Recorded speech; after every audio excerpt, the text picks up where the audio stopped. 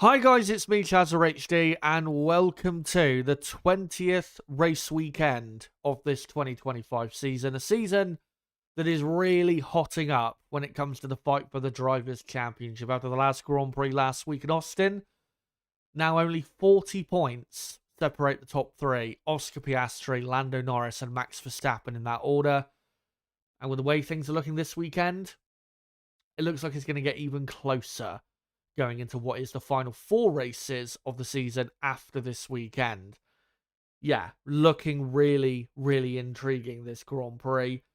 Gonna be, today, especially in the fight for pole position, a very close session. There are, I think, probably three, maybe four different drivers who could take pole position today. Pole position, we know, is not necessarily the most important thing around this circuit because you can easily lose it down to turn one because of the long run down to the first corner. But historically speaking, pole position has done pretty well here in certain years. So some years it works, some it doesn't. Obviously last year, the pole sitter Carlos Sainz did win, even though he was not leading the race after the first lap. And yeah, in other years, it has worked. Other years, it absolutely has not. So we'll see ultimately how it plays out. But this is a very important qualifying session. No doubt about it. Again, when it comes to the fight for the championship, Max Verstappen absolutely, I think, needs to be at least on the front row for his championship comeback.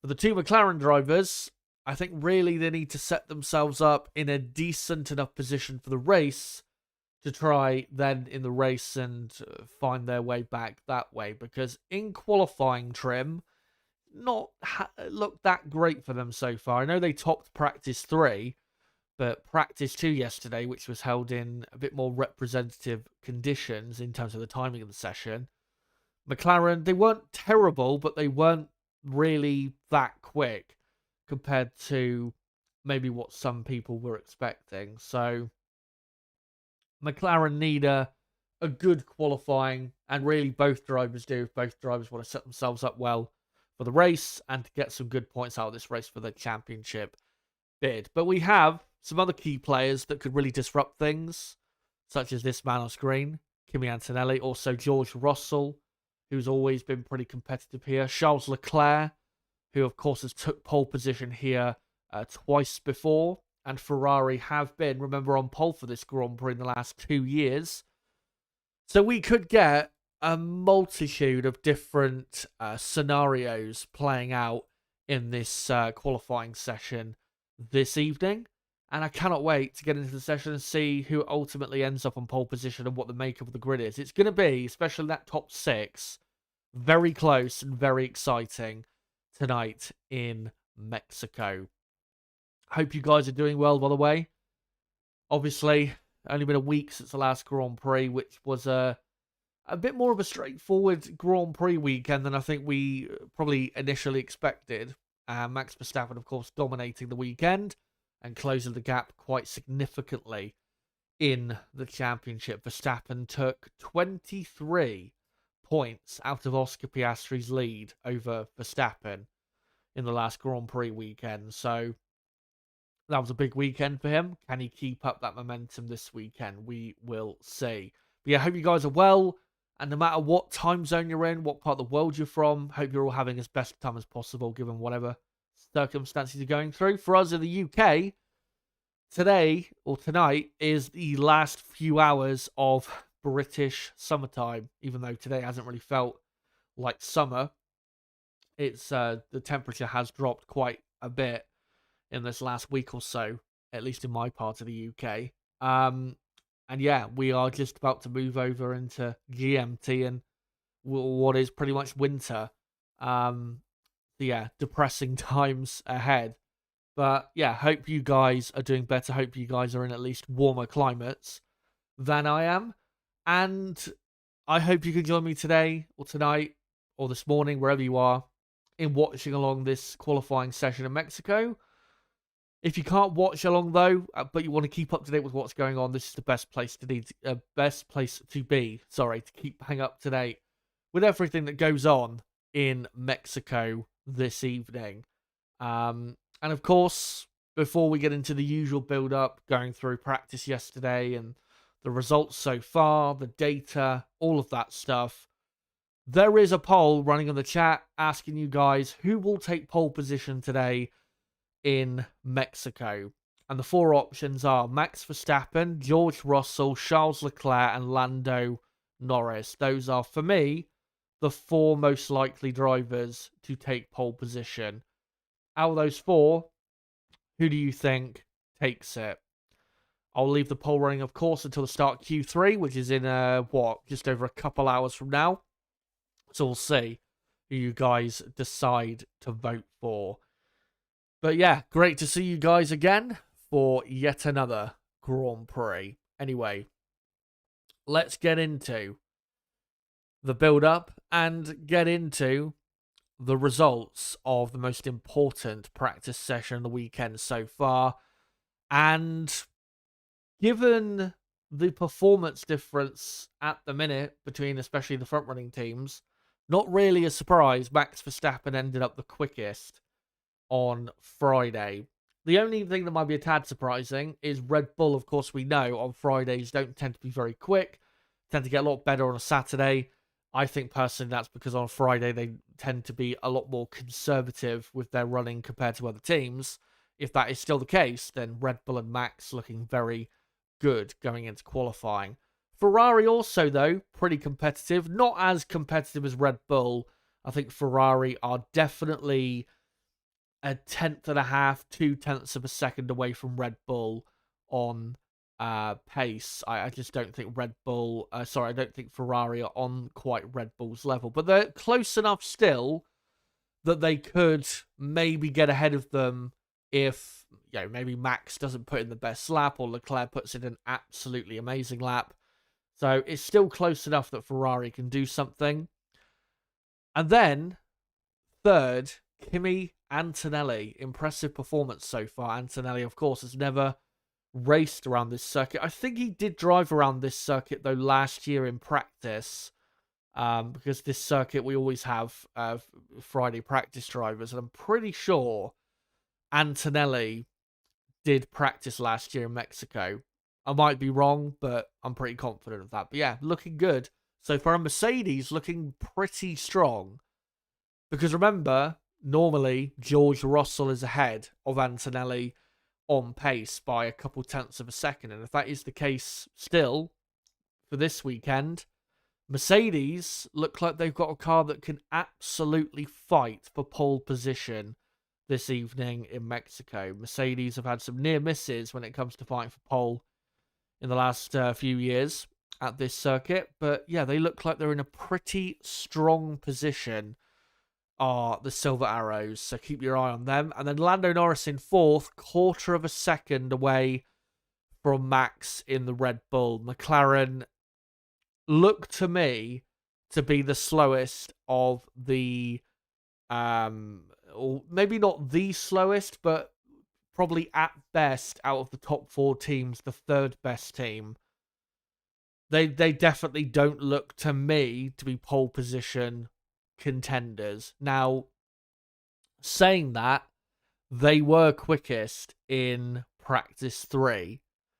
So does that change things? Well, practice 3 again held in different conditions to what qualifying will be held in. Obviously a few hours ahead of qualifying.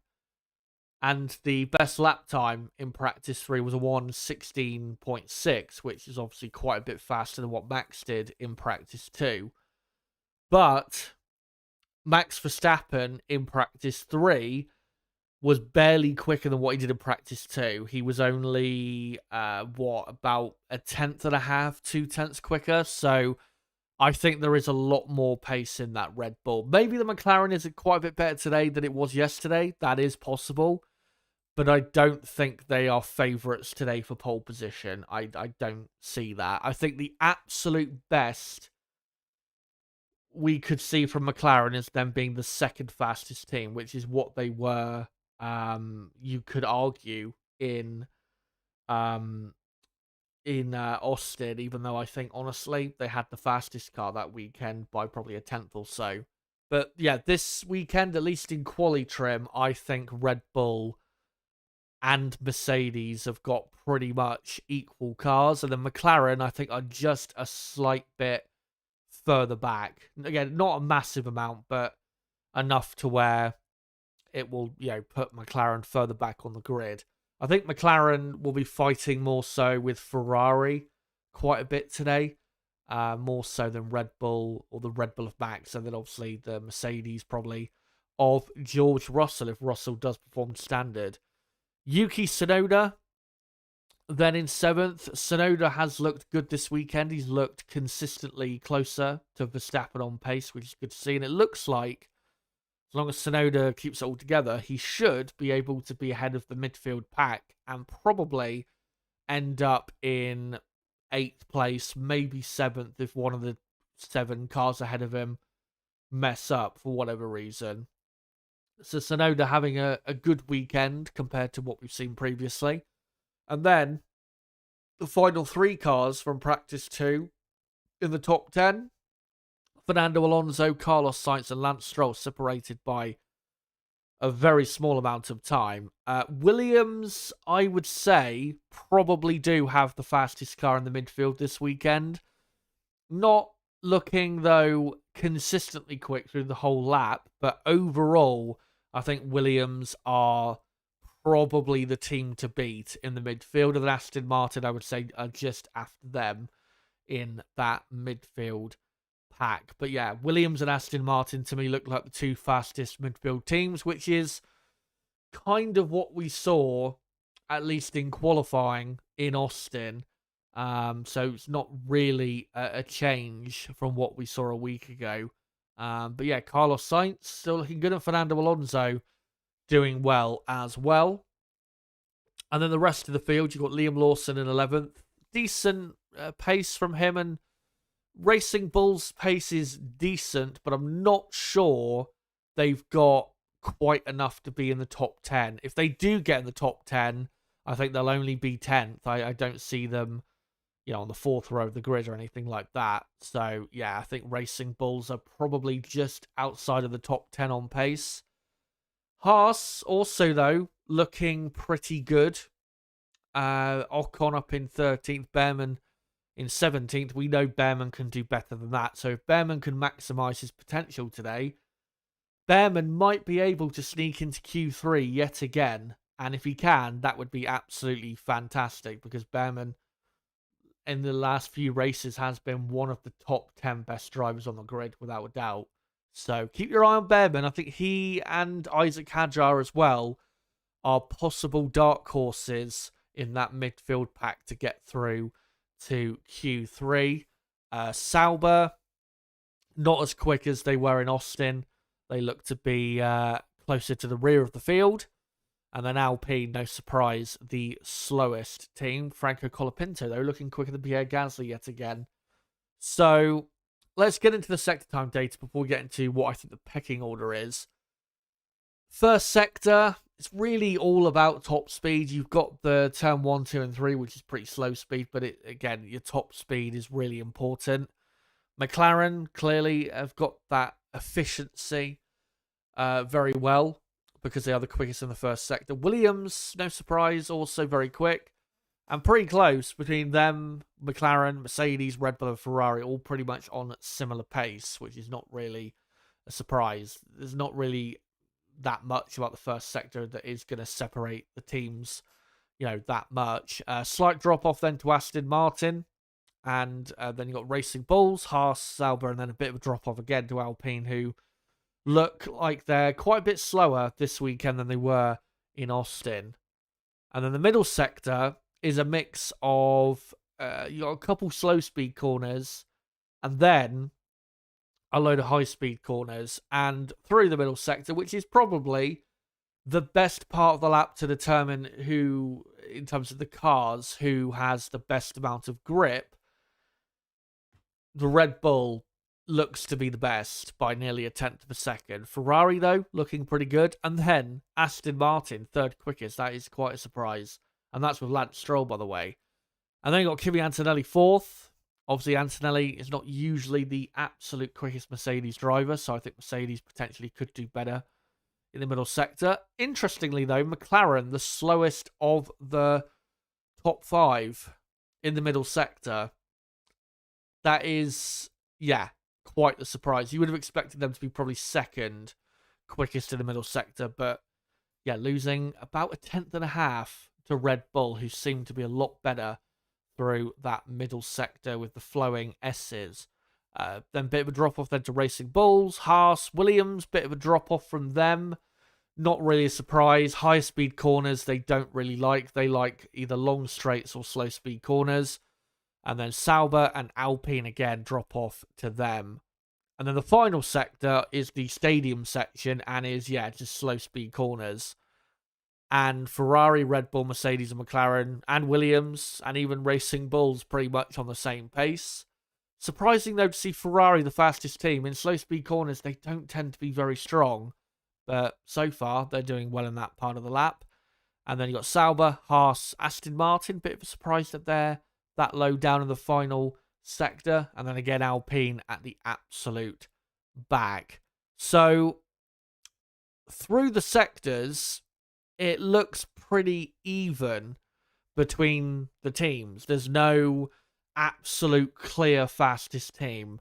Obviously, McLaren were quickest in the first sector, Red Bull quickest in the second sector, and then Ferrari only just quicker than Red Bull and Mercedes in the final sector. So that's what's going to make qualifying today really exciting, is there is no clear, absolute clear quickest team. And we could get 2 or 3 different teams on pole position tonight.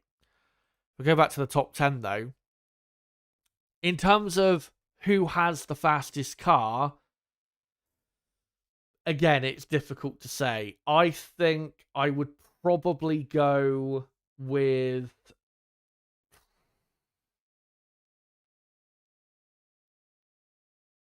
I'm going to say Red Bull and Mercedes equal performance. And then third quickest, I'm going to go McLaren, just ahead of Ferrari fourth. Again, though, those top 4 teams, I think, are separated probably by at most 0.2 of a second, which is what's going to make tonight really exciting. And then fifth quickest, Williams. Sixth, Aston Martin. Seventh, I'll probably go Haas, 7th, and then Racing Bulls 8th, Sauber 9th, and Alpine 10th. That's what I think the pecking order will be for qualifying.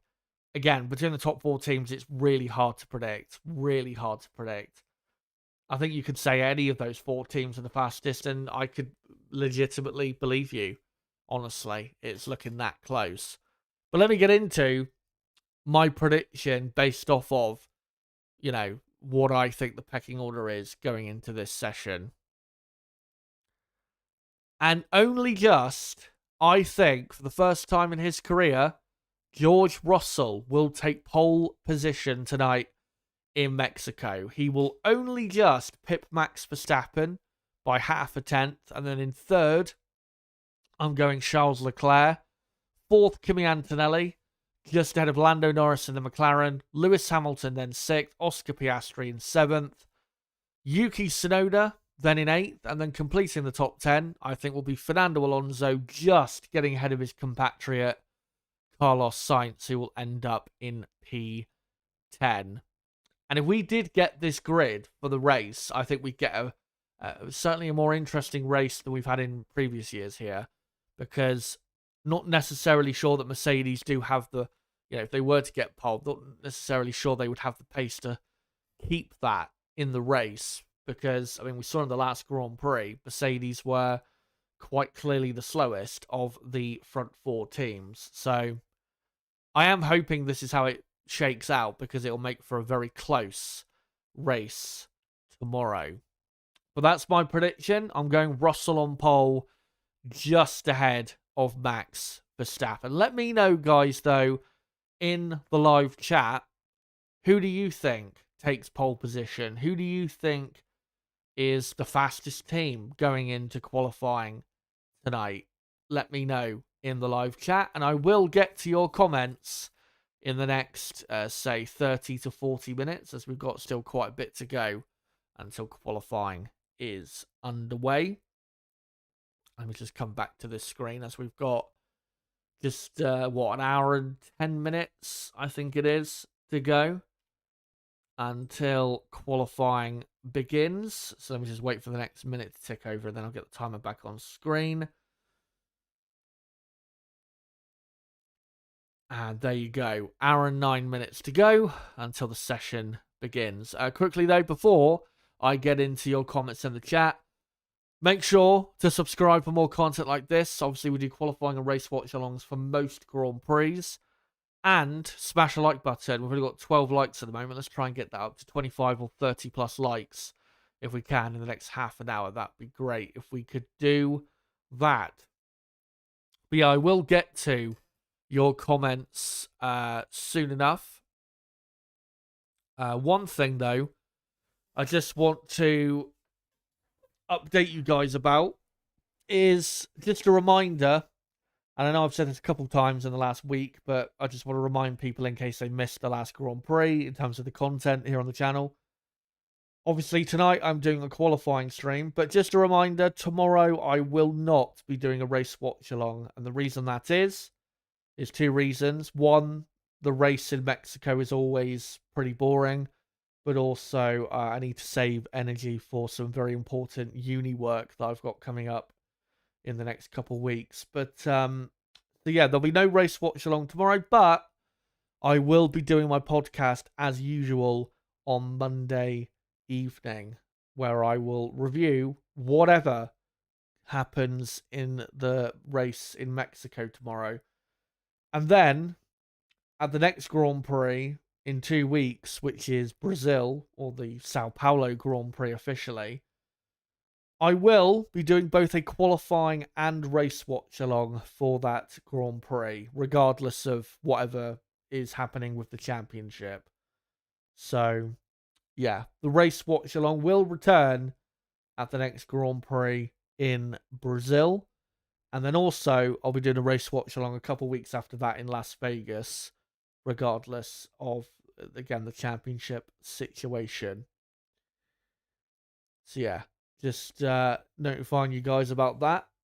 But before I read any comments out, I'm just going to have a quick drink, and then we'll get into whatever comments are in the chat. Make sure to keep them coming, and I will try and get through as many as we can in the next, say, 30 to 45 minutes.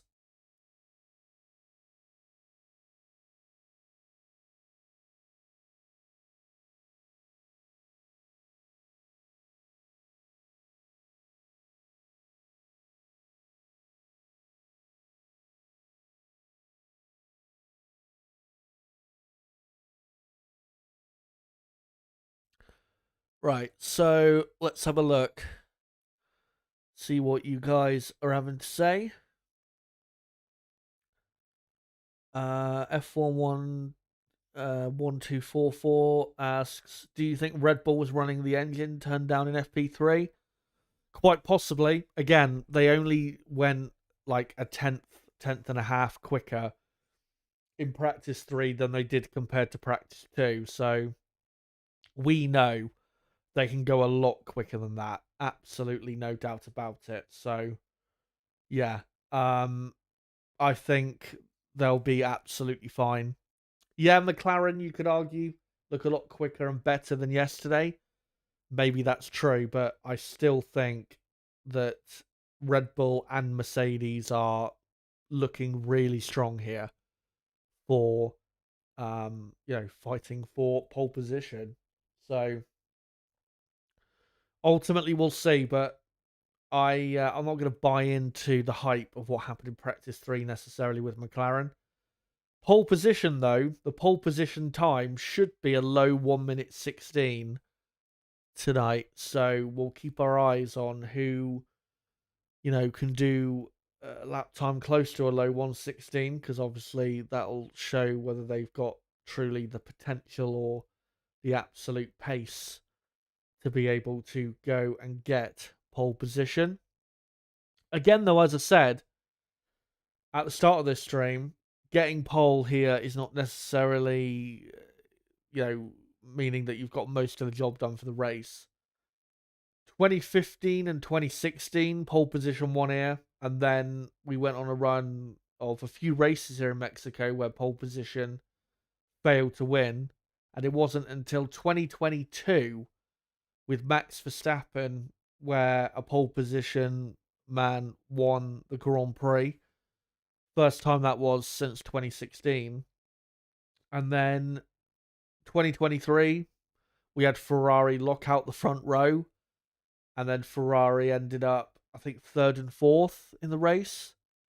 And then last year, Carlos Sainz, technically, yes, did win from pole position, but he was overtaken by Verstappen into the first corner. Thankfully, though, from Sainz's point of view and Ferrari's point of view, he was able to get that back pretty quickly after the safety car came in because Ferrari were significantly faster than Red Bull.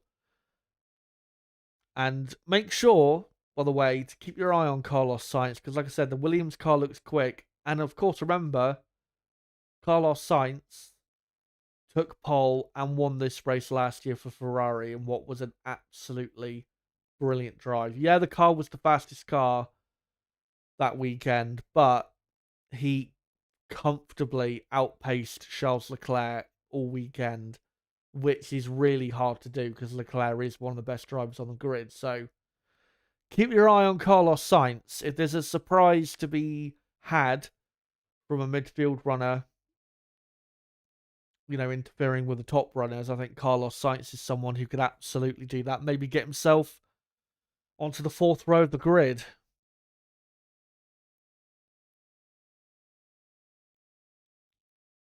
Will Afonso says a McLaren driver won't make Q3 today. A big bottle job incoming. We will certainly keep our eyes on that because remember, 2023, Lando Norris missed out on getting into Q2, was eliminated in Q1. Did a great comeback drive though, ended up finishing, was it 5th in the race? It was a really great drive from Lando. And then last year, Piastri got knocked out in Q1. So McLaren do have history of, one of their drivers getting eliminated before Q3 the last couple of years. So McLaren will be hopeful to at least get both cars into Q3. But I think for McLaren, given that I wouldn't say they're the favourites for pole, I think if they can at least have, at worst, one car on the second row of the grid, then they are in play, let's say. Because if they can then get a decent start, maybe grab a position off the line or into the first corner, then they're into the top 3 or potentially top 2. And we saw with McLaren in the last Grand Prix that in clear air, their car was as quick as the Red Bull, and in fact, on certain laps was faster than the Red Bull. So in clear air, that McLaren is still probably the fastest car in race conditions. So they just need to put themselves in a good enough position if they don't get pole to show that then on Sunday if they are going to somehow win the Mexico City Grand Prix. Something that I think is pretty unlikely, honestly, given the performance level of the two McLaren drivers, but also McLaren, not as a team, but with their car, they just don't have anywhere near as good of a car as they did have, a few months ago. So McLaren are not in anywhere near as good a shape coming into this Grand Prix weekend as maybe we expected them to be.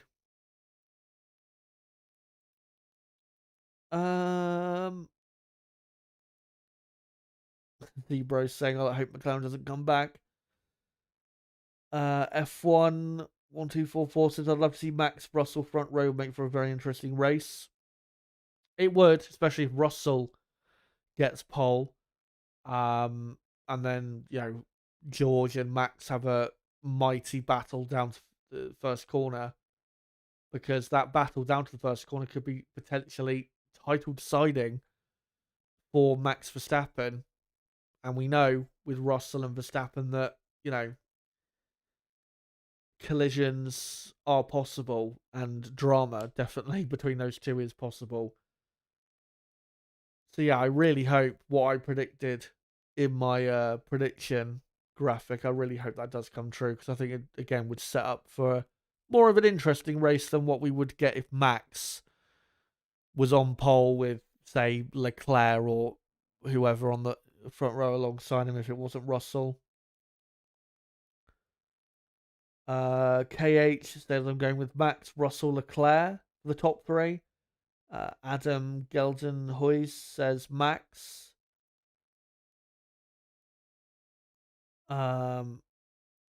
Zebro says Max, Orlando, but since Red Bull is still upgrading their car, probably Max. Yeah, what he is referencing, or they are referencing there, is not Max Verstappen. Red Bull have brought some further upgrades this weekend. The reason they've improved this car is because of floor upgrades that they brought in Baku, I believe, which was like 6 weeks ago or 5 weeks ago, something like that. And what these new upgrades are basically just a revision of what the upgrades they brought at Baku. So that's why, or that's the news with Red Bull in regards to upgrades. But that should be the last upgrade package from Red Bull for this season. Talking of upgrades, though, and development, we do have some news in regards to the cost cap. There has been 2 further breaches of the cost cap for 2024. Obviously, the last time we had this situation was back in 2022, was it? Which doesn't feel that long ago. It's already 3 years ago. Obviously the big controversy there with Red Bull overspending by, I think, quite a bit. But yeah, for the news that's come out is that Aston Martin have committed a minor breach of the cost cap regulations. This is for the 2024 season, by the way. We won't find out if anyone's breached the cost cap for this season until this time next year. And the other team has not been revealed as of yet, and apparently is fighting against a possible penalty from the FIA. And it's thought to be a leading team, whoever that team is. The rumours are McLaren. To be honest, though, I feel like the reason those rumours are around about McLaren is more so because people want it to be McLaren more than it actually being them. It could easily be Ferrari, we don't know. A leading team doesn't necessarily mean the team that won the championship last year. So, yeah, we'll see if we get any revelation as to what that team is. But I do feel, like I said, that people want it to be McLaren. And that's why they're more so rumoured as being that team that has maybe breached the cost cap. So, yeah, we'll see if we get any updates on that in the next few days or weeks. Good afternoon to no one that you know, who says, I just want Max to lose.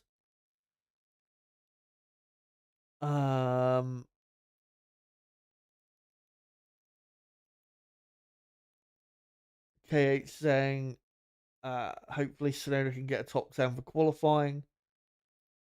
And if you're wondering when qualifying starts, obviously I've got the timer running in the top right part of the screen, and that timer is accurate, so don't worry, you're not missing anything. We are just under 55 minutes away from qualifying getting underway in Mexico. Obviously, qualifying if you're in the UK or Europe, it always gets underway. Qualifying in Mexico, or not just Mexico, but for the North American races, always gets underway quite late at night. So yeah, obviously, it's still a decent enough time, but one Grand Prix that I'm not looking forward to in terms of timing is the Las Vegas Grand Prix, because the timing this year is even worse than last year. The qualifying is scheduled to start at 4 a.m. here in the UK for the Las Vegas Grand Prix, and then 4 a.m. start for the race. Our clocks, though, here in the UK are going back an hour in a few hours, so that might be even earlier for that Grand Prix. But yeah, I'm not looking forward to that.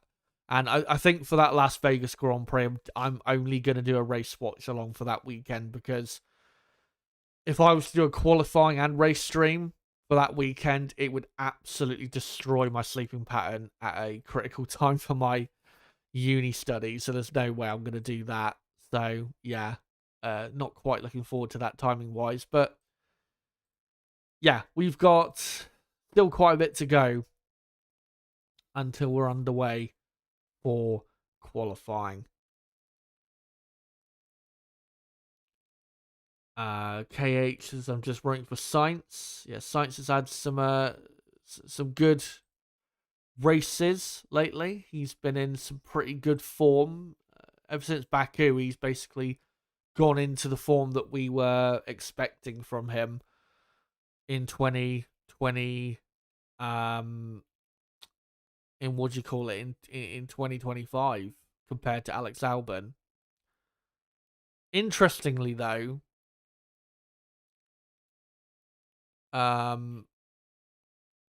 what do you call it?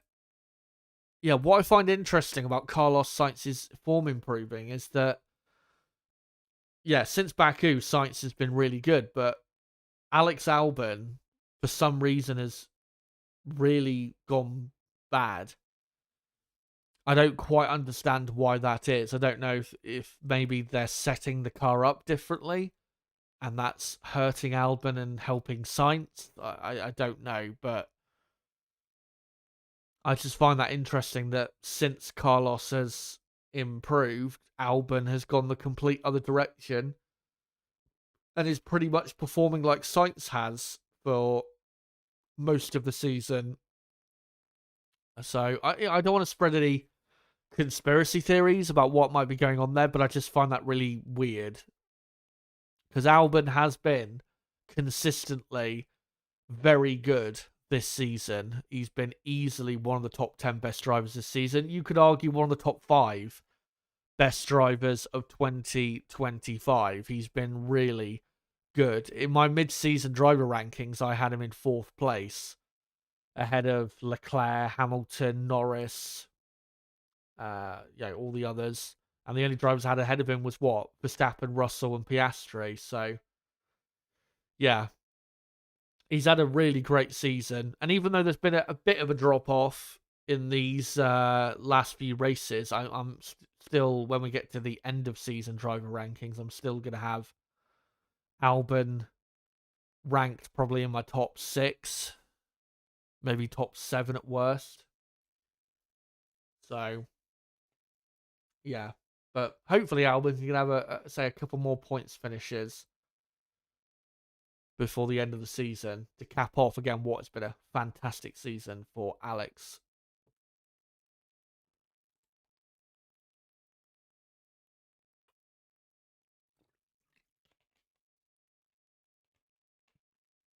Right. Let's see what other comments we have.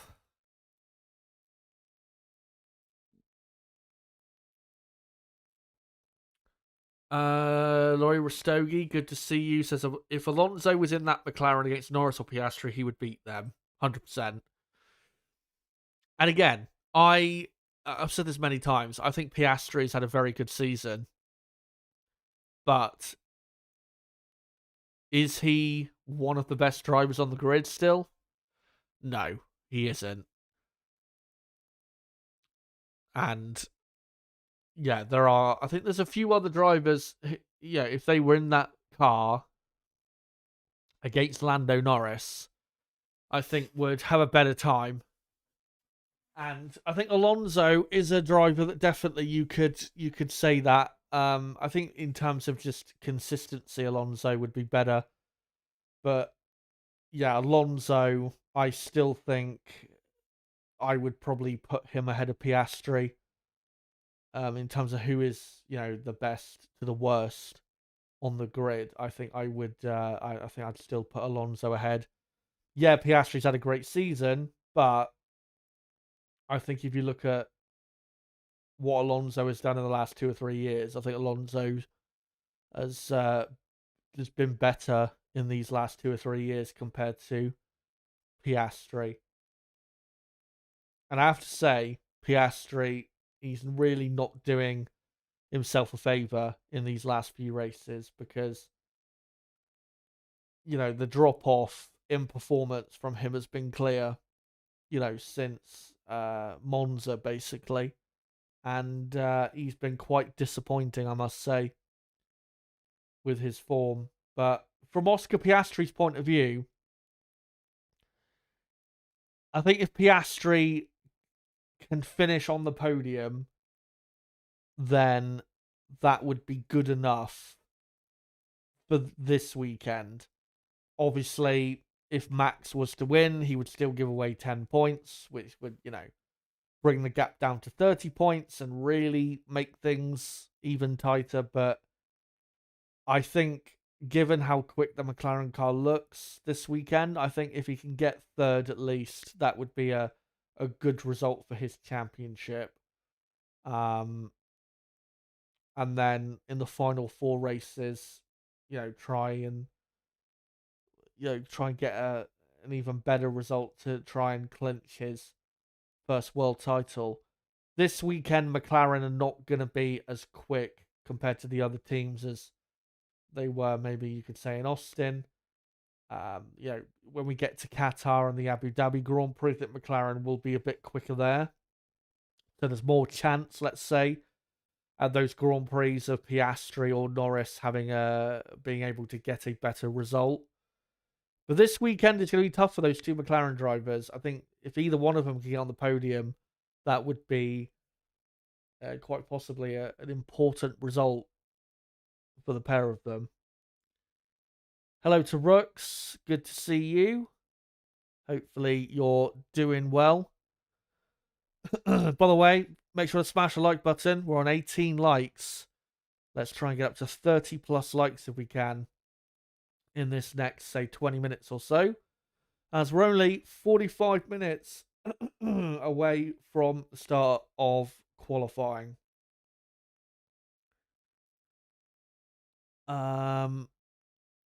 Laurie also saying, I don't think Albon has lost it. I think Sainz has reached or has got his top form back. I think Albon will be back on form soon. Yeah, I think he will probably get a couple more points finishes before the end of the year, but I just find it a bit weird and interesting that has happened, that Albon has just fallen away. And it'd be even more interesting to see if that continues until the very end of the season, because that would then probably point to a setup change of some sort that has favoured Sainz over Albon. And Laurie also saying, I've got Alonso on the fourth best driver of the season.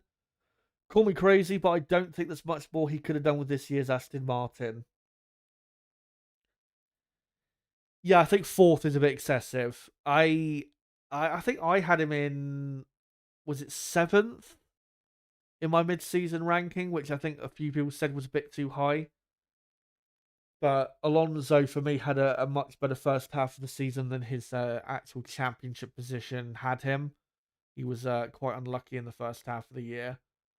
I think by the end of the season, I mean, he's probably going to be in the top 10 of the championship. Where will I rank him?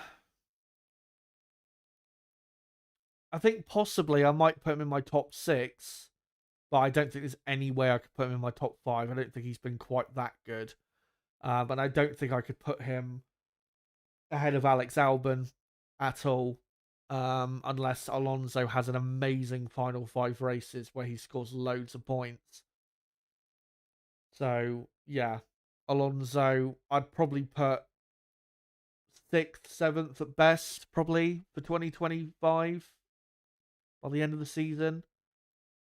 And yeah, top 5, I think it's just a stretch too far for me. KH says hopefully Williams can carry this over into 2026. Yeah, hopefully they can. And I think they will. I think next year they're going to be very competitive. When I say very competitive, I'm not saying they're going to be necessarily winning races. I think they could maybe win a race next season, but I don't think it's like absolutely definitely possible.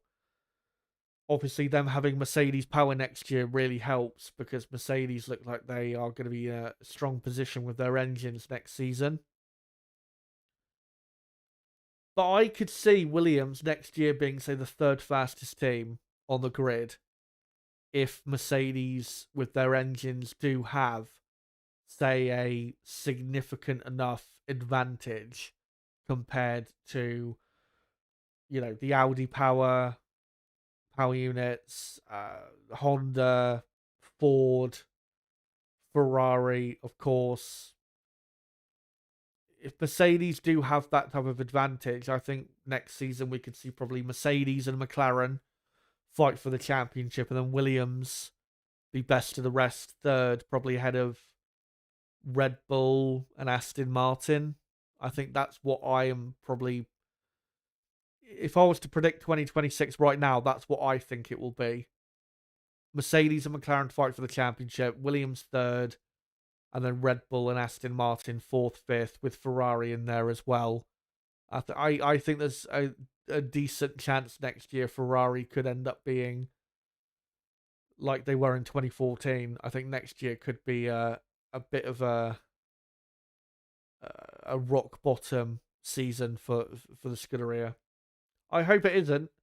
I would love if Ferrari next season were championship contenders, but this is Ferrari. We know with them, um, what they end up doing when it comes to the expectation level, and then what they actually end up producing. So yeah, but who knows? Truly, who knows what 2026 will bring?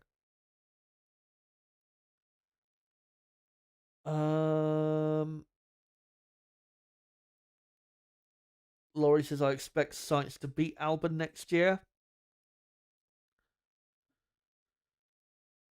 Yeah, I probably would, especially if he keeps this form up. I don't think, though, necessarily that that Sainz, now he's performing well, I don't think this is necessarily going to continue forever as long as Sainz and Albon are teammates. I think Albon will still have plenty of great days himself in that Williams car compared to Carlos Sainz, but it's always going to be a close partnership, I think, between Sainz and Albon. Albon has got the better of Carlos this season. Next season, we'll see how it goes, but if that Williams car is, let's say, the 3rd fastest car, they should be consistently scoring lots of points and probably finishing on the podium a few times. So yeah, we'll see where they end up.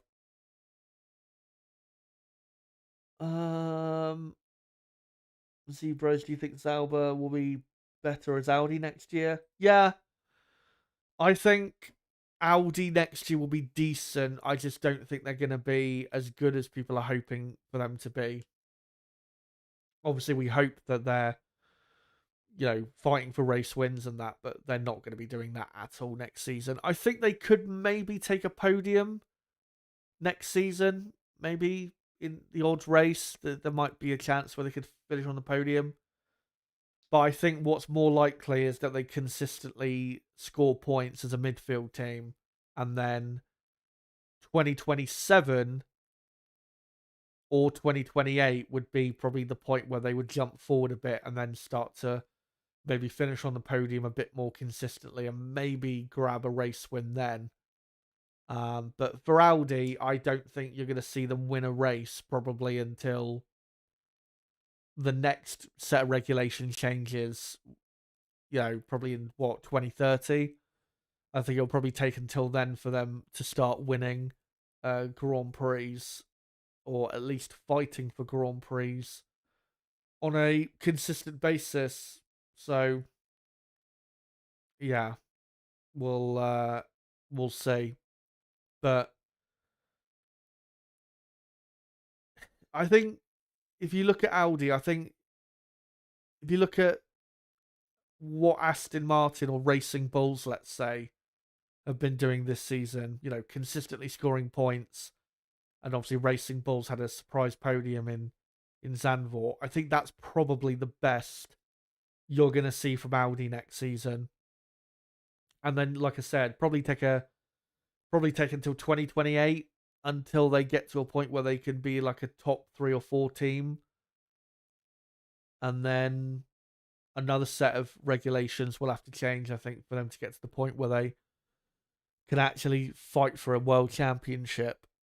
So still a long way away, that possibility.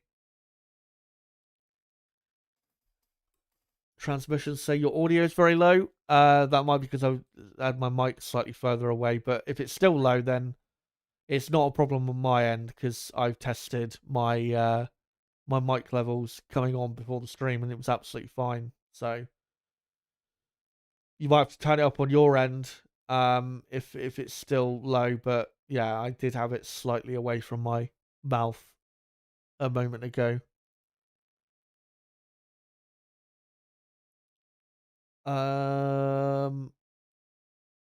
Laurie saying, by the way you're describing Ferrari, you believe they'll have a 2020 like season? It could happen though. It could.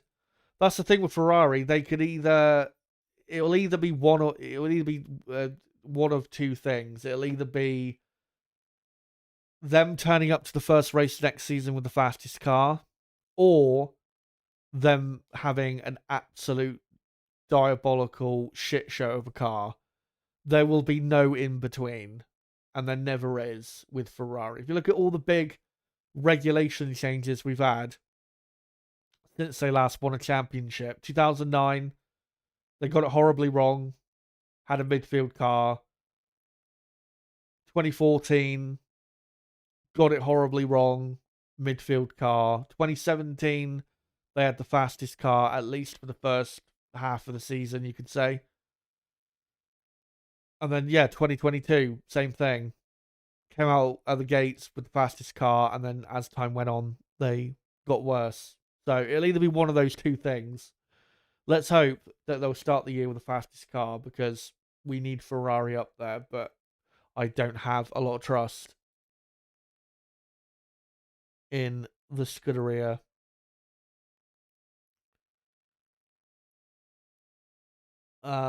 Kate saying new team next year, Cadillac, yep.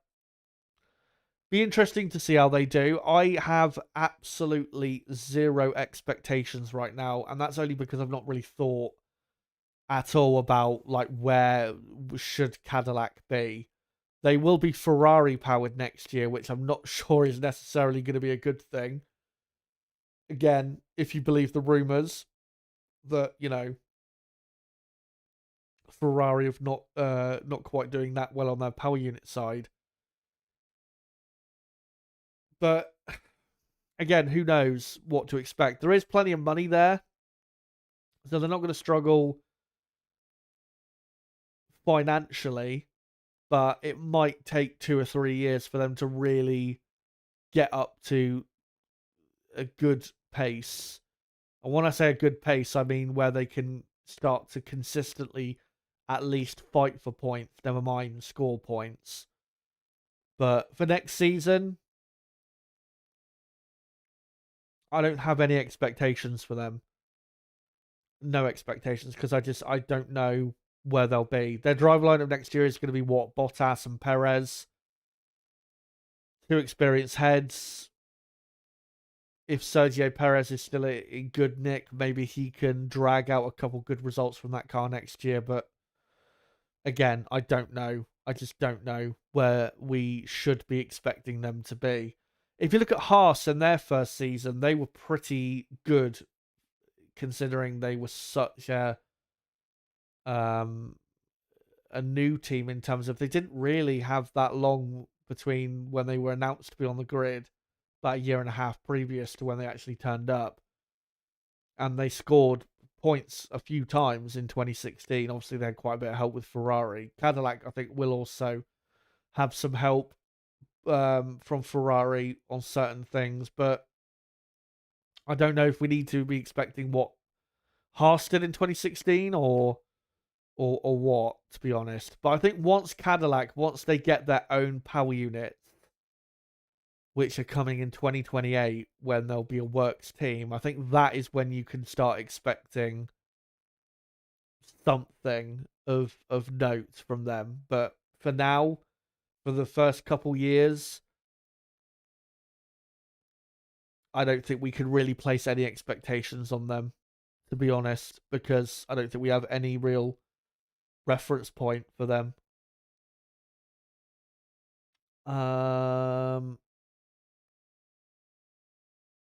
Laurie asking earlier, do you think it was a mistake for Aston Martin to go for Honda over Mercedes?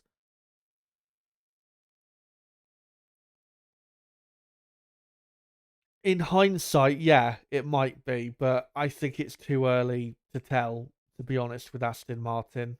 I just don't know where they're going to be next season. I think it's most likely they're going to be probably consistently faster than they are this year, but still around about, similar positions that they end up in, probably back end of the top 10.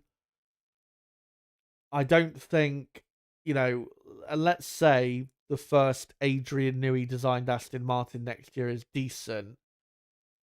I don't think you're going to see them immediately be fighting for wins and championships straight away. I think it's going to take probably another regulation change in 2030 or something like that for them to then get to that level. I think as long as they're a step up on what they have been in the last year, then I think that's at least a good starting point, because they then should theoretically get better. They do now have a new wind tunnel that is now fully operational, which has already helped this season with improving their development. And that should help next season as well. And remember, they will have some of the most wind tunnel time next season compared to the other front-running teams. So that'll help as well. So I think with Aston Martin, just don't be expecting anything that great to start with. I think they'll definitely get a lot better as time goes on. But again, I wouldn't be expecting them to be fighting for podiums in Melbourne in next March. I definitely would not be expecting that. I think more likely they'll be on like the 4th row of the grid or something like that in the first couple Grand Prix. And then, again, after that, we'll see how they develop. But keep your comments coming. Some really good comments, especially in regards to next season. Of course, next season, it's not very far away. The first test for next season is at the end of January, which is in 3 months. So, yeah, it's not far away. And remember, we've only got, 5 or 6 weeks now left of the 2025 season, and these and what do you call it, these ground effect cars. So not long until we can get excited about next season. But yeah, keep your comments coming, and I will get on to some more of your comments and questions before we get into qualifying. Just want to quickly post a link of the stream out one final time before we get into the session. Let me just quickly do that.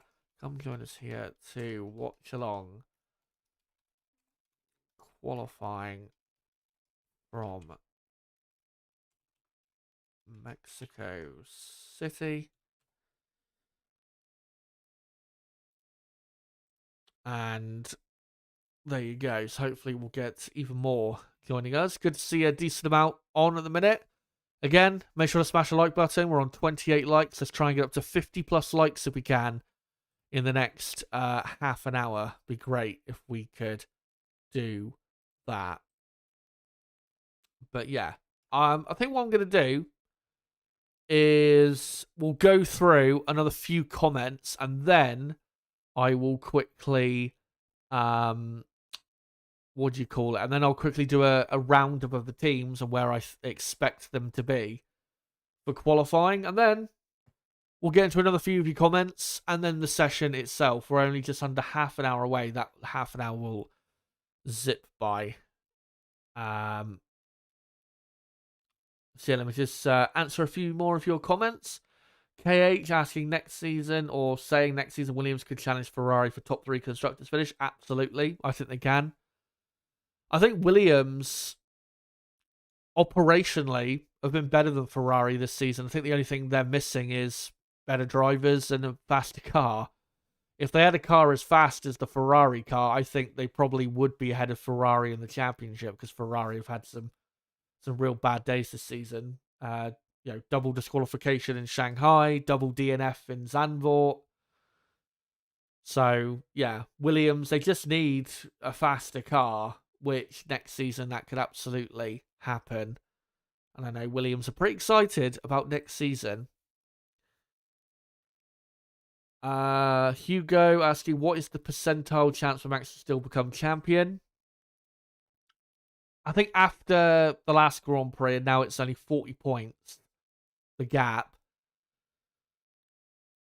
I would say right now, I'd say it's 50-50. And I think that's the absolute highest I could say his chances are. Because, yes, if he keeps winning all the races remaining, he will most likely win the championship. And remember, not only have we got 5 races to go, we've got 2 sprint races to go. Those 2 sprint races being in Brazil and Qatar. And of course, there's a few points on offer for those races. The reason I will say it's only a 50% chance at most, though, is because one bad result and it's over for Max, realistically. So that's why I won't say any more than 50%. But, after this weekend, the gap could be 20 points. And then at that point, you'd probably say the chances are 70% that he wins the championship. And at that point, he could probably afford maybe a bad result and still win the championship. But personally, I do think he will win the Grand Prix this weekend. And I think he'll win the next one in Brazil. So the championship lead, I think, will be around at least 25 points between Piastri and Verstappen when we go into the final 3 races. Might even be lower than that, but I think it'll be at least 25 points. So, yeah, we'll see. But it's going to come down to some very, it's going to come down to maybe the odd 2nd or 3rd place finish for whoever in terms of who wins the championship.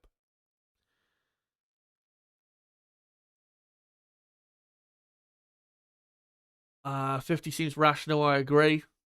Congrats on 7 million total views, Chazza, says Brooksfoot. I know you said, I think, was it a couple weeks ago that I was close to that? And yeah, that's great to see. We have hit 7 million total views on this channel. And of course, this channel's been going for 7.5 years? So thank you guys very much for watching all the content, engaging with all the content for, however long you've been watching. I know some of you have been watching since basically the very start. Some of you have been watching since 2019, 2020, 2021. Some even, sooner than that. So yeah, thank you very much for that. And I will say, I know this channel, we don't have maybe as many subscribers as I should have, given the amount of views I've had on the channel per year and in total. But I think views-wise, we have done very well on this channel, considering the amount of subs I have, which is almost, 15,000 subs, which, I appreciate every sub that I do have. Obviously, views do matter more than subscribers when it comes to, the financial side of making content. But personally, the subscribers matter more to me. And like I said, you could argue absolutely that I don't have as many subscribers as I should have, but I think consistently here, especially with the streams, we get the best out of what we do here with the channel. And for next year, I am going to try and redesign all of my graphics for next season, because I know these graphics that you're seeing on screen, the ticker in the top right, and the countdown ticker, the ticker running along the bottom, and then the running order one that I have for my watch-alongs. I have been using those for about 6 years now. I will be updating them for next season, because obviously next season, new regulations. Why not? I mean, I need to update my running order graphic anyway, because we've got 2 new cars on the grid next season. So it'll be 22 cars instead of 20. So I've got to do it anyway. So yeah, hopefully the new graphics will look good. And mean for even better content next year. But yeah, thank you guys so much. Much appreciated. And yeah, Blade saying, watching since the Australian Grand Prix qualifying 2018. That was the first, that stream I did, I think it was like a review of qualifying that day. I was so nervous. I stuttered all over the place because I was just terrified, quite frankly, and didn't really know what I was doing. But yeah, obviously the quality of the content a lot better now than it was then. But yeah, thanks for sticking around for so long.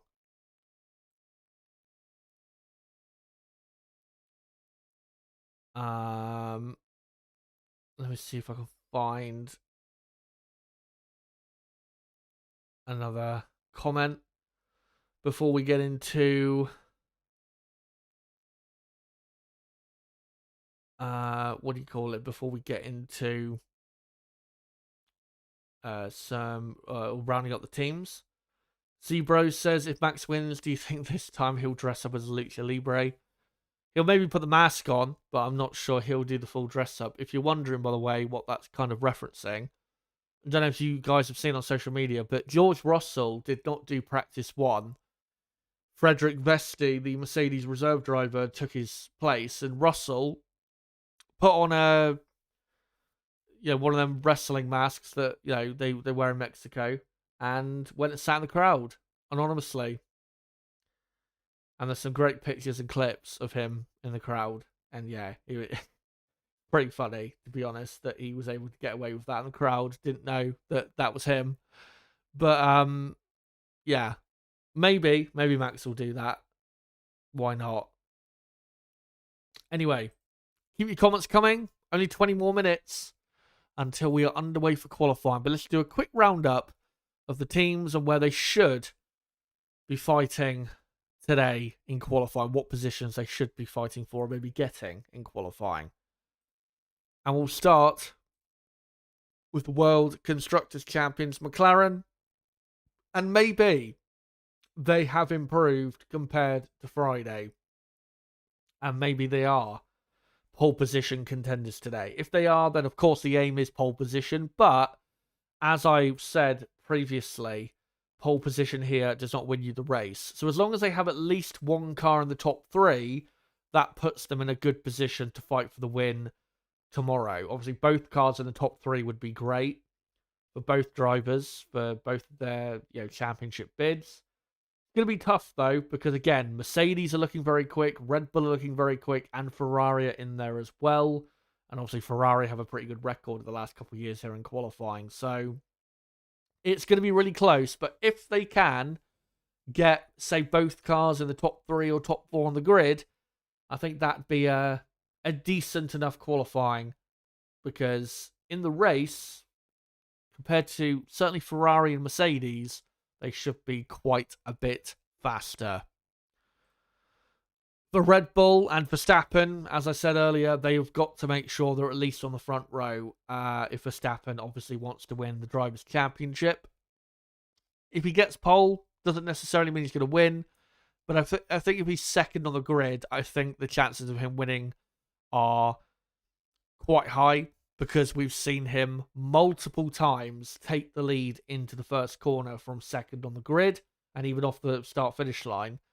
So, yeah, Verstappen, as long as he's second or in the top 2, then I think that's good enough. Maybe you could even say in the top 3, because remember, 2023, 2 years ago, where he took his last win in Mexico, he started third on the grid, and then he overtook both Ferraris into turn 1 and won the Grand Prix. So even if he starts third, that might still be enough for Max to get the job done tomorrow. But as long as he gets the best out of his car today, he should be in a very good position for tomorrow's race. For Yuki Tsunoda, as long as Tsunoda ends up at least 8th, I think that's a good enough result for him. Obviously, Red Bull are still fighting for second in the Constructors' Championship, and they are only 10 points behind Mercedes, who are second in the championship. So, yeah, Tsunoda might be able to help his team get second in the championship this weekend if he can, put himself in the top 10 and score a few points tomorrow. As I said, Ferrari have a pretty good record as of late here in Mexico. Last year, they took pole. The year before, they locked out the front row. Obviously, last year, they dominated the Mexico Grand Prix. Carlos Sainz taking pole and winning the race. They really should have had a 1-2 finish, but they ended up first and third. Keep your eye on them today, because both drivers have always been pretty good around this circuit. Obviously, Charles Leclerc has taken pole twice here for Ferrari. And even though Lewis Hamilton, yes, he's not the Lewis Hamilton of old, he's still quick enough that he could get a good result for at least setting him up for an even better one tomorrow. So keep your eye on Ferrari. They might, kind of like what they did in Austin a week ago, spring a surprise and get a higher grid position than really we expect them to. And out of the top 4 teams, I would say the dark horse is Mercedes. I think they have got a very handy car for this qualifying session. We've seen around tracks like this, with slow, tight corners, Montreal, Singapore, they have coped very well, especially George Russell, who won both those Grand Prix in Montreal and Singapore. Russell's still in great form. He's always been pretty quick here as well, and was on the front row here, I believe, for Mercedes in 2022. So we know he can be fast here, but is the car truly fast enough for him to possibly get pole position? We'll see. I think it is, and I think he'll be right in there. For Antonelli, as long as Antonelli's in the top 5 on the grid, I think that's probably a good enough result for him in possibly trying to get a podium in tomorrow's race.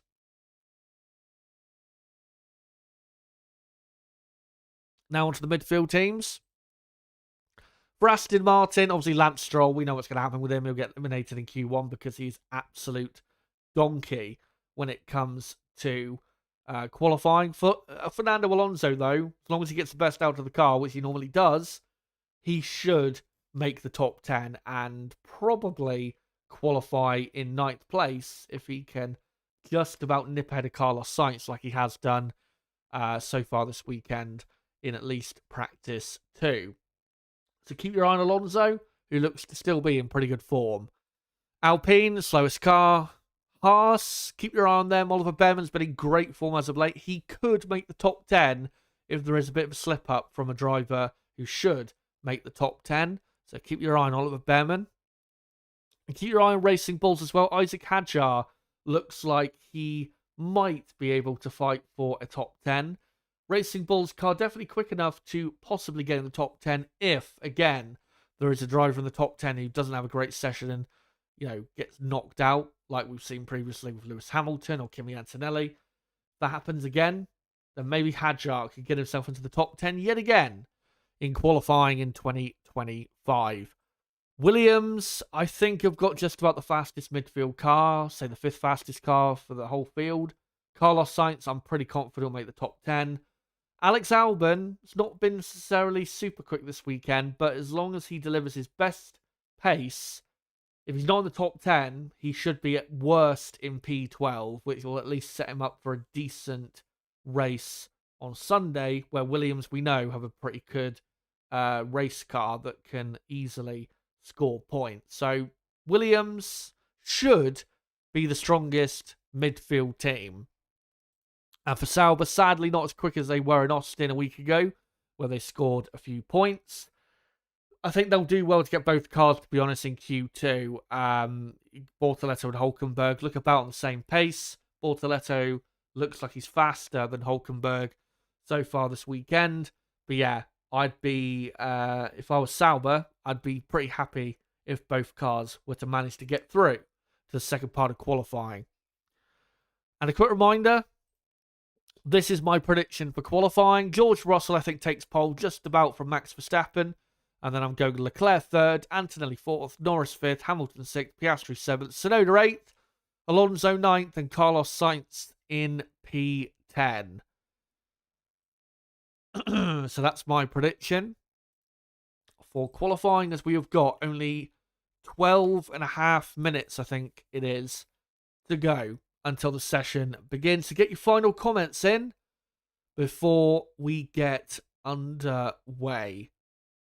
And again, not long at all until we're underway for a qualifying session that is very important, but also qualifying in Mexico does tend to be pretty exciting. We've had, 4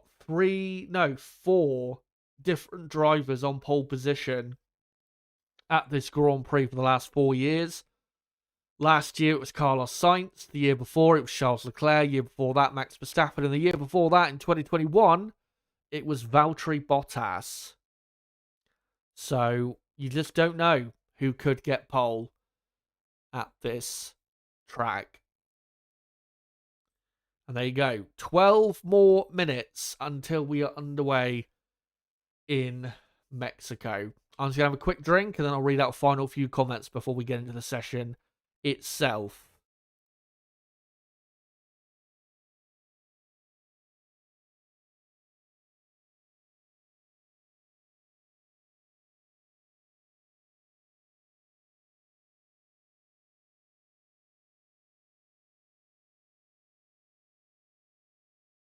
Right, so let's see what you guys having to say before we get into the session.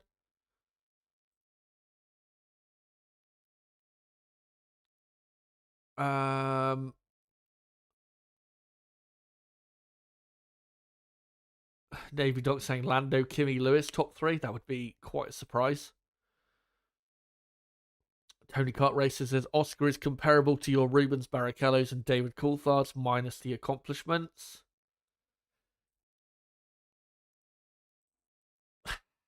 Yeah, I'm not sure if I would agree. I think we haven't seen enough of Piastri's career to really say that. I mean, David Coulthard had, when he was at McLaren, which was his peak of his career, he had Mika Hakkinen and Kimi Räikkönen as his teammates. And of course, he was never as good as Hakkinen or Räikkönen. Hakkinen was, especially over a single lap, he was so much quicker. And then Räikkönen was all around so much more talented than Coulthard was. And then for Barrichello, of course, when he was at Ferrari, Barrichello had, one of the greatest of all time as his teammate. Piastri, I don't think has been in a situation where he's had a teammate as good as a Hakkinen, a Räikkönen, or a Michael Schumacher. So if Piastri in the future does, say, partner, say, a Charles Leclerc or a George Russell, then I think you could maybe argue he's like Barrichello or Coulthard if he does end up being firmly second best. But yeah, I think it's too early to say that, to be honest.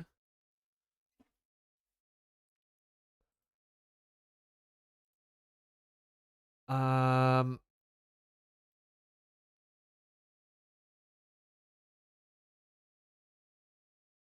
Dartle Raymond, good to see you. Says Tsunoda can get a P6 or P7 again. He's in the uplifting Lotus. He figured out how the car works, but he never get on the level of Max. Who can? No one. Yes, Tsunoda has improved his own form. I think, though, that is because the Red Bull car has got easier to drive and clearly has improved quite a bit since the summer break. Red Bull are probably half a second quicker now in the pecking order than they were at the last Grand Prix before the summer break, which was Hungary, where they were in the midfield. They were absolutely horrendous. Were um were Red Bull at that point. So yeah, Sonoda's performance has improved with the car, really. Let me just scroll down a bit. Tony Kart Racer, his prediction is Max, Lando, Russell, Piastri, Leclerc for the top 5. KH goes for Max, Russell, Lando, Leclerc, Antonelli, Piastri, Tsunoda, Sainz, Lewis, and Hadjar. Hamilton in 9th would be quite a disaster.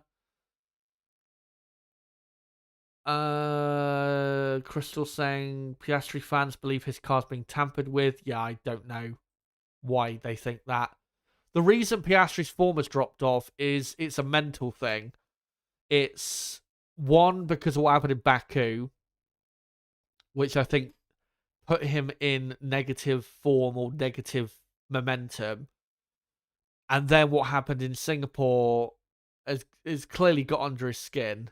He needs to try and put that behind him, that whole fiasco, because if he continues this form, not only will he not win the championship, he won't even finish second. He'll finish in 3rd, because at the minute, Lando, with the form Lando's in compared to Oscar, Lando looks pretty likely that he's going to overtake Piastri in the championship.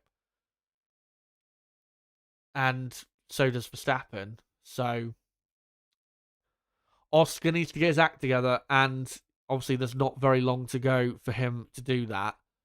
5 more races for that to happen.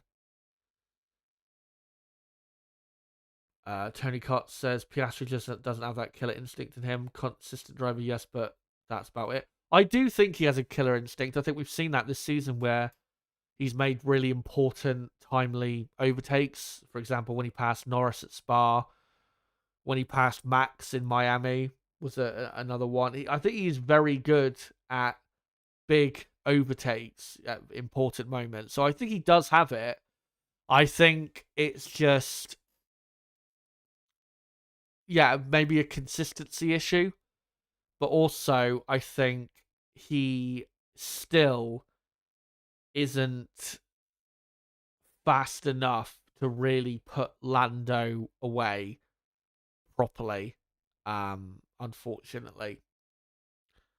So yeah, I think he has. I think he does have a killer instinct, but I just don't think that's necessarily what the issue is at the moment with him.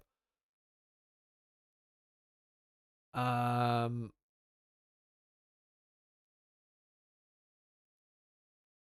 William says to win a few races is different than to win a championship. And that is true. And a great example of that is Jenson Button in 2009. And of course, Jenson went on to win the championship, but in the first, 7 races, Jenson absolutely dominated the championship, and he was driving so well as well. I know the Brawn was the best car, but he was really delivering really well. And then suddenly the Brawn got slow because they couldn't develop it because they didn't have any money. So Jensen was having to race in, race out, just deliver what he could to just about keep ahead and then eventually get the job done, which he did in Brazil. That's what Piastri's got to do. He's just got to focus on himself and just make sure he gets enough points and gets the job done. Because at the end of the day, if he wins the championship, we're not going to really care that much about yet that, his form in the last few races of the season wasn't very good. All we'll remember really is that he won the world championship. Similar with Jenson Button. Jenson, you could argue his own driving wasn't maybe as great in the second half of that season, but doesn't matter because he won the championship. So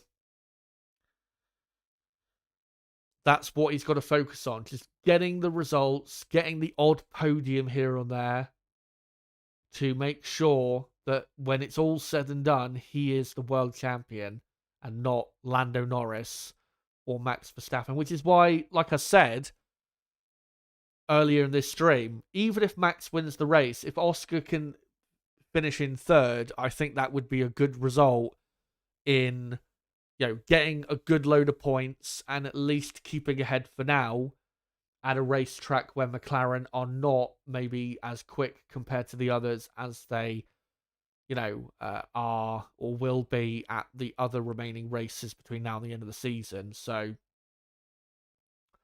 just needs to forget about everything else, focus on himself, and just produce when it matters. And if he wins it, he wins it. If he doesn't, he doesn't. We'll see. But anyway, thanks for your comments, guys. As we're about now to get into qualifying. And with just 3 minutes to go, let's get into a couple final important details ahead of this critical qualifying session. Firstly, championship standings. Oscar Piastri only 14 points clear of Lando Norris. That's the closest the championship gap has been in a few races. Max Verstappen in third, only 40 points behind. The gap coming down significantly race by race. George Russell in fourth. Leclerc fifth. Hamilton sixth. Antonelli seventh. Albon in eighth. Hulkenberg, after his 8th place finish in Austin, is now ninth. And Isaac Hadjar still in the top 10. A couple points behind. On the constructors' side, McLaren are the champions. Mercedes in second, though, are only a few points ahead of Ferrari and Red Bull. Only 10 points separate Mercedes, Ferrari, and Red Bull in the fight for second. Williams comfortably in fifth. They will finish there. Racing Bulls in sixth, only 3 points clear of Aston Martin. That's a battle. That's a battle to keep our eyes on for the final few races. And Sauber, not that far behind either. They're only 10 points behind Aston Martin. Further 11 points behind is Haas, and then Alpine last in the championship where they will finish. Let's get on to, though, the front-running teams and some key stats that you need to know of coming into qualifying. McLaren, their last pole position in Mexico was in 1990 with Gerhard Berger. In these last few years, recent years in Mexico, they've not been very successful in qualifying. The races where they've done better, it's going to be difficult for them to get pole today. And McLaren, in recent races, they've not had pole position now for 5 races. The last Grand Prix when McLaren took pole was the Dutch Grand Prix at Zandvoort 2 months ago. Last year, 3rd and 17th it was in qualifying. Can they do better than that? The Red Bull, their last pole position in Mexico was 3 years ago, Max Verstappen, and they've only taken 2 poles in Mexico in the last 10 years. The other pole position was Daniel Ricciardo in 2018, which I think was Ricciardo's last pole position of his Formula 1 career. Red Bull last year was 2nd and 18th on the grid. Can they go one better and get pole?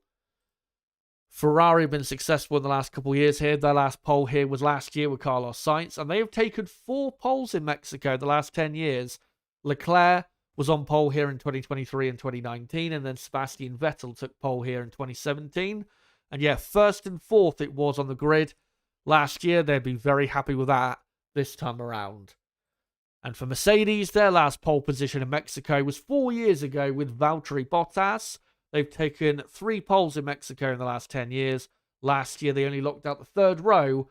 I'm sure they could do a slight bit better than that today. But Q1 will be underway very soon, and I think it might have just begun.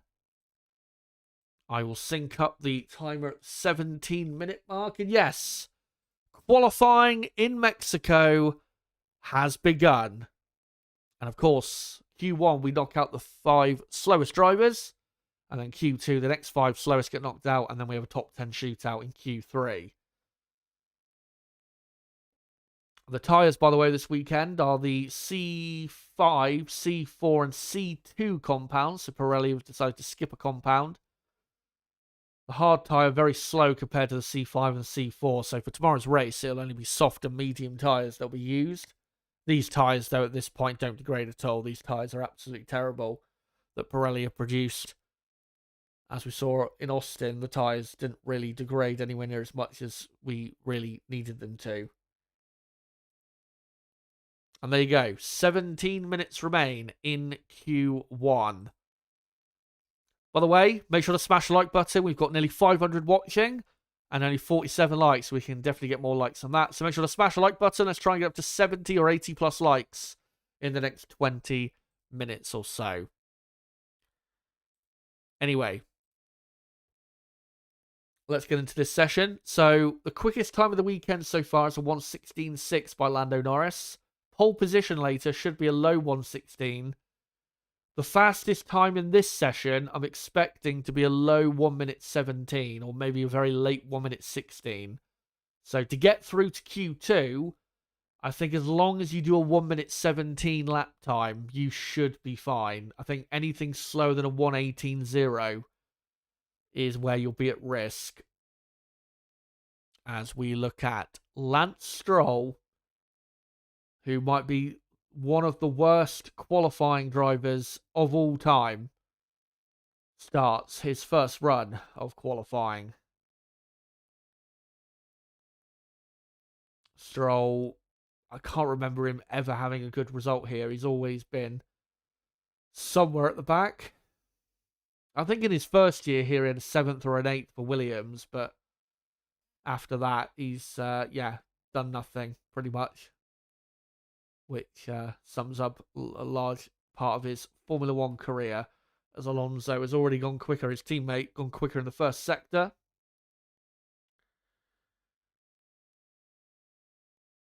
And I'm assuming Alonso will go quicker in the middle sector as well, compared to Stroll. And he does by half a second. This shows you the difference between the two drivers, as Lance Stroll comes round the final corner and does a 1:18.8, which is a poor first lap time from him. He'll have to do a lot better than that to get into Q2.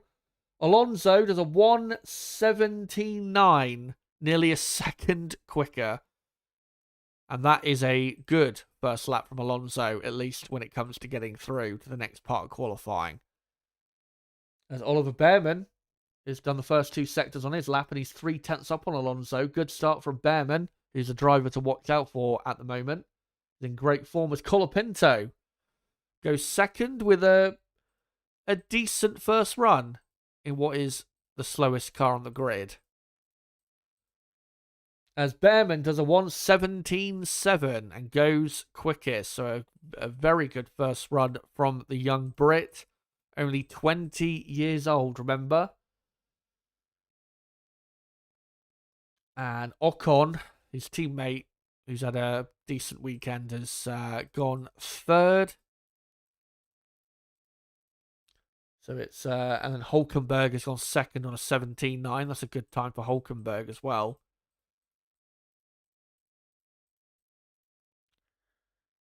So Behrman quickest, and then it's Hulkenberg, Alonso, Ocon, Colapinto, Stroll, Gasly. And then, so only 7 times on the board at the minute. Lando Norris has done a purple first sector. As Oscar Piastri's on a lap as well.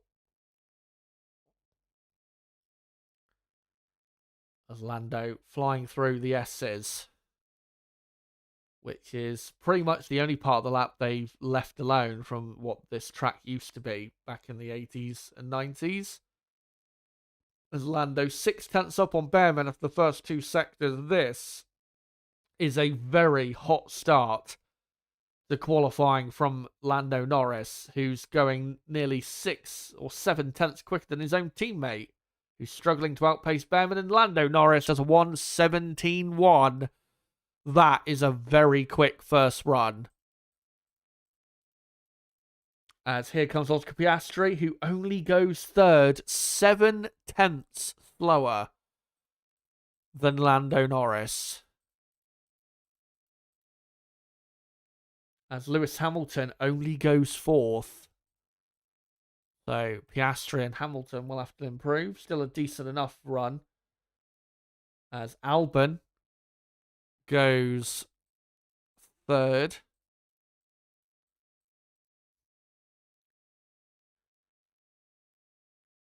Charles Leclerc goes up to second with a 1:17.2, I'm pretty sure, which is a very good run for him as well. Isaac Hadjar does a very good run.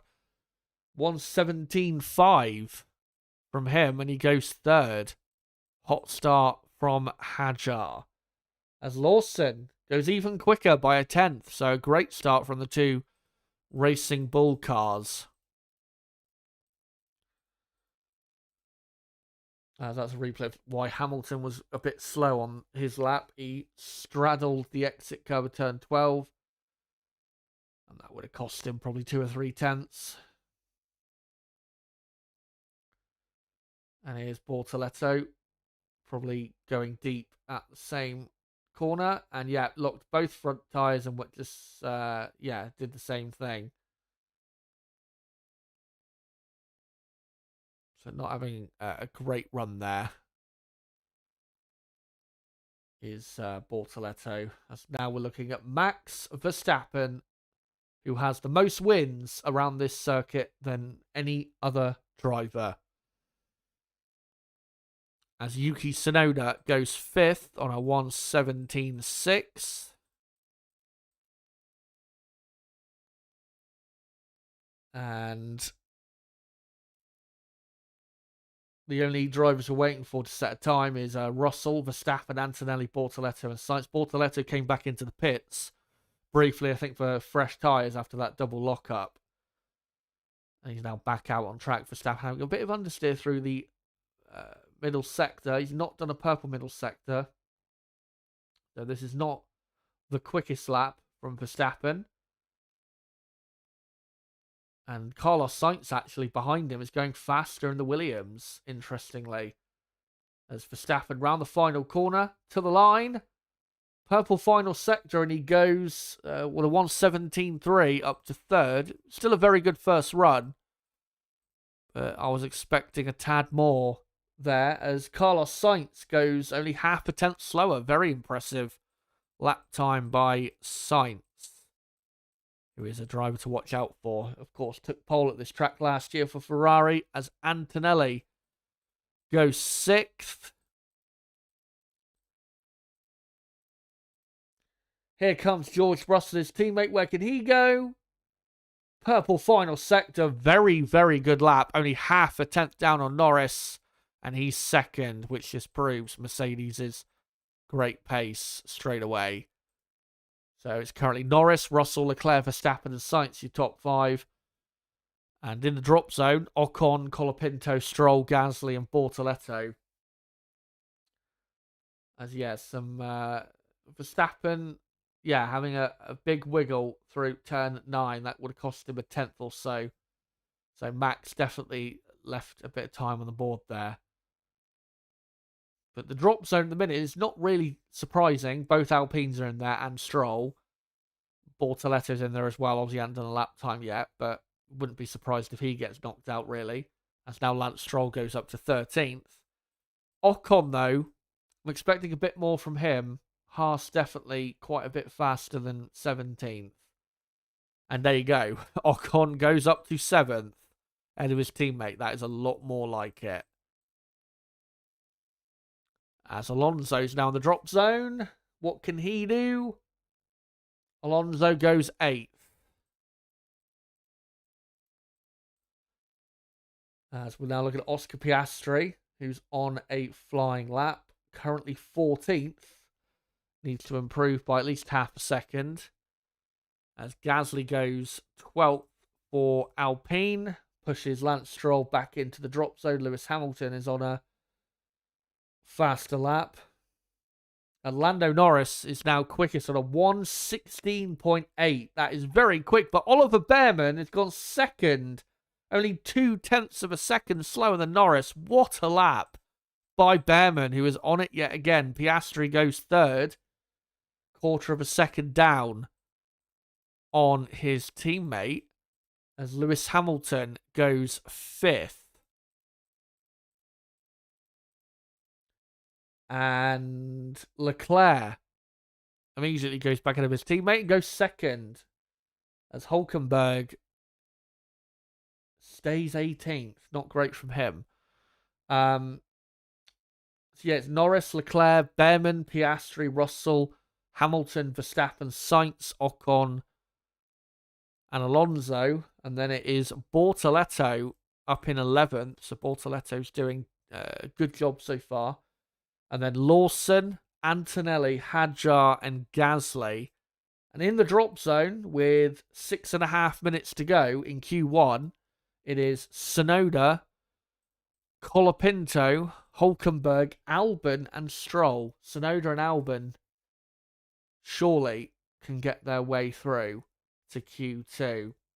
They've got easily quick enough cars to do that. But Oliver Behrman, let's just shout out him quickly. Again, only 0.2 off the pace. 1:17.1.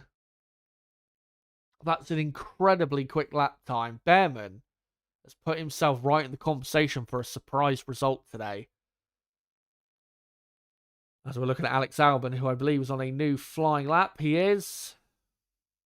His teammate Sainz is in 8th. I think as long as Albon can get to about 8th or 7th with this lap, I think that'll probably be enough for Albon to get through.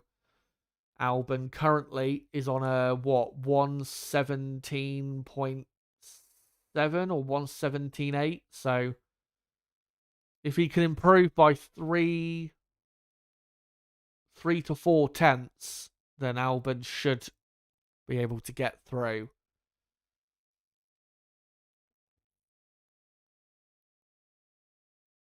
As up to the middle sector, Albon only just by a few hundredths quicker than Gasly. This is not a good lap from Albon. Needs to have a really good final sector if he's to get himself into a good position. Still another 5 minutes to go, so he still will have another chance to have another run. But Albon, round the final corner to the line, goes 13th. But that, I don't think that's a good enough lap. He is not going to get through with that lap time. He'll have to do another run. But that pushes now both Alpines into the drop zone. Isaac Hadjar now on a lap. He's the driver most at risk in 15th. Hadjar definitely can do better. I'm pretty sure Hadjar can probably with this lap put himself into the top 10. Hadjar has got plenty of experience around this track. He did practice for, was it Red Bull, I think last year. As he does a purple middle sector. There you go. So this is a cracking lap from Hadjar, who comes around turn 13, 14. And into the final corner. Car looked pretty beautiful going through there. And he goes quickest, a 1:16.7. What a lap by Hadjar. And that is obviously going to get him through to Q2. Liam Lawson goes third. So, first and third were Racing Bulls, and they're definitely now through to the second part of qualifying. We now look at Max Verstappen, currently 9th. And just behind him, Yuki Tsunoda on a flying lap. Verstappen, though, already 0.2 up on Hadjar after the first sector. This is going to be quite possibly an electrifying lap from Max Verstappen. By the way, I think I might have to just revise my lap time watch in terms of the lap time you need to do to get through to Q2. I think you're going to have to do probably at least a 1:17.4 or better to get through to Q2 here. Looking quite a bit quicker, the pace here in Q1. Max, though, is not in a great middle sector. What can he do about the final sector? Car looks good enough through the final corner to the line. Only 5th, 3.5 tenths off the pace. That was a surprising drop-off. Here comes Tsunoda, currently in the drop zone. What can he do? The 1:17.2. I think that will be just about good enough to get Tsunoda into Q2. That pushes, though, Kimi Antonelli, with 2 minutes to go, into the drop zone, who has now started his final flying lap of Q1. Surely he can get through. The Mercedes is obviously quick enough to do it. First sector is pretty good.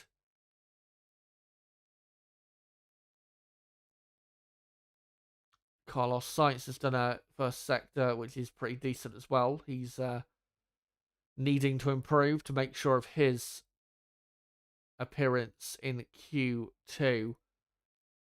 Not sure both Williams cars will get through to the next part qualifying. It's going to be very close, as Alex Albon's on a new, or about to be on a new lap.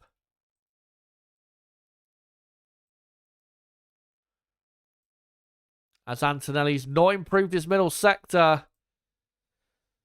Neither has Carlos Sainz, as Lance Stroll improves only up to 17th. So Stroll is out of Q1. No surprise there. Antonelli, only 11th, but I think that will be enough to get him through.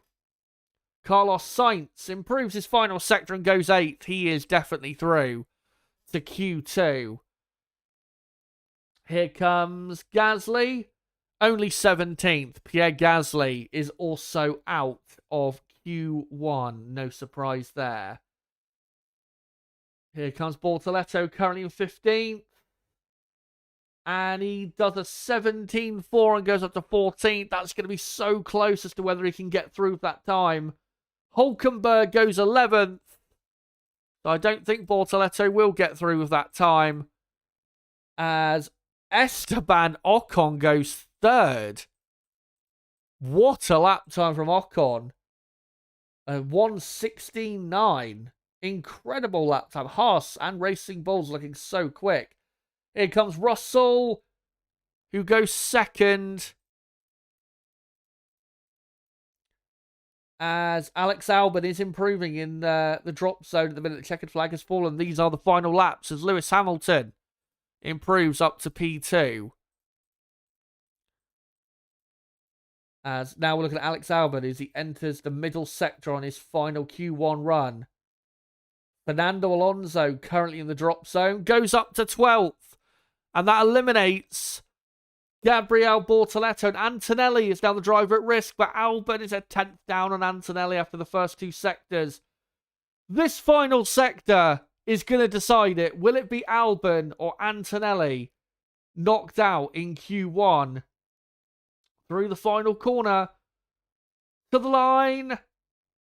And oh, Albon misses out. 17th. Poor effort from Albon. That's him knocked out in Q1, I think, for 2 races in a row. That is just simply not good enough. And Antonelli gets lucky and gets through, as here's a replay of Colapinto. Yeah, bouncing over the sausage curve at turn 3 a bit too hard, and his car caught air. Colapinto ended up last. But there you go. Q1 is over and done with. Let's go through the drivers that have made it through to Q2. Hadjar, Hamilton, Russell, Norris, Ocon, Lawson, Leclerc, Verstappen, Behrman, Piastri, Sainz, Alonso, Tsunoda, Hulkenberg, and Antonelli. And knocked out in Q1, Gabriel Bortoletto, Alex Albon, Pierre Gasly, Lance Stroll, and Franco Colapinto.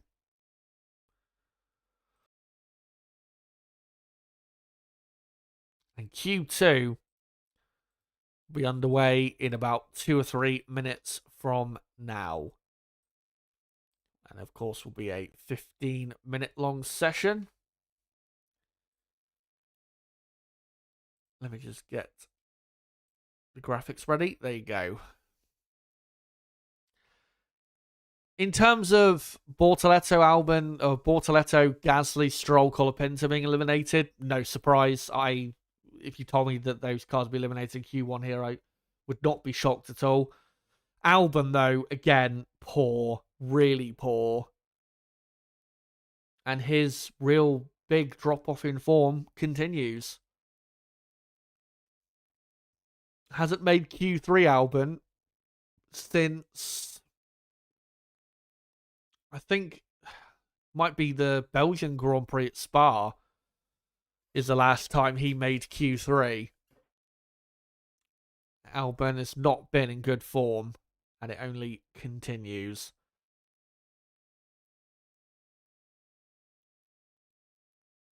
By the way, we've got 66 likes. Thanks for that. Let's try and get up to 80 plus likes if we can.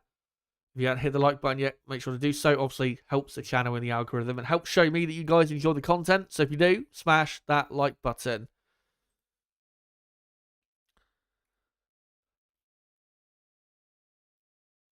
But yeah, in this session, it's going to be interesting to see who gets eliminated because Antonelli and Tsunoda were not very quick in Q1, and neither was Alonso. So we could get some real surprises. The real surprises for me from Q1 is the Racing Bulls and Haas teams. Racing Bulls 1st and 6th, Haas 5th and 9th. That's really, really impressive. They've got seemingly a lot more pace than we expected.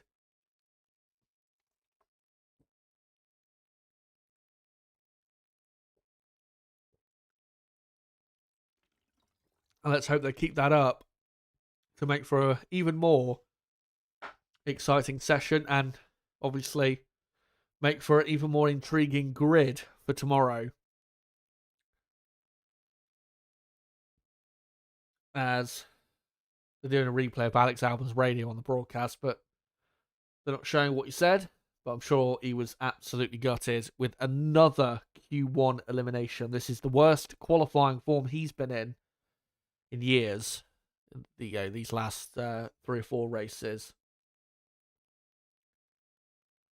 But in terms of the top teams, they all got through. But I'm not sure all of the top teams will get through this Q2.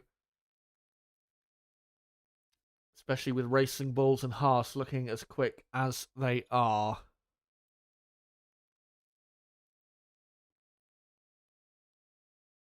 By the way, cheers for getting us up to 80 likes. Let's now, if we can, try and get up to 100 likes by the end of qualifying. That'd be great. It'd be great if we could do that.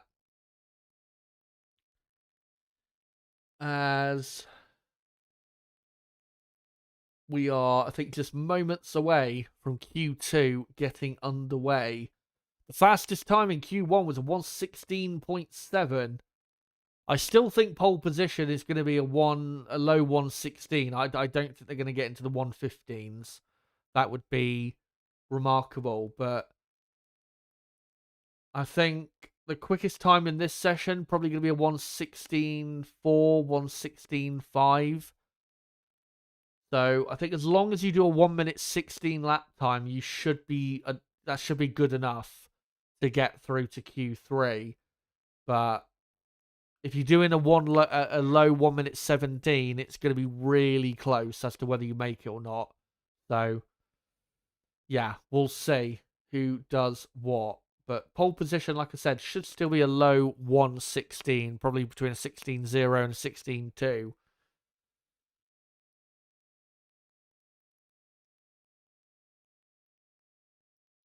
By the way, as well, make sure to keep voting in that poll at the top of the chat. We've had over 1,000 votes. I will finish up the results of the poll before we get into 3. So if you haven't voted yet, you've still got another, 20 minutes to cast your vote. As Q2 has begun. No cars on track straight away. In a pretty hot Mexico City. It always is pretty hot in Mexico City. Obviously, we've had the championship decided here many times. Lewis Hamilton won the championship here in 2017. That was his 4th world championship. And then, 2019, Hamilton took a crucial win right before the following Grand Prix, where he then won the championship. And obviously, this was a crucial win for Max Verstappen in 2021 in winning the championship. As there you go, 14 minutes remain in Q2. Let's find out who will make it to the dance. The dance being Q3.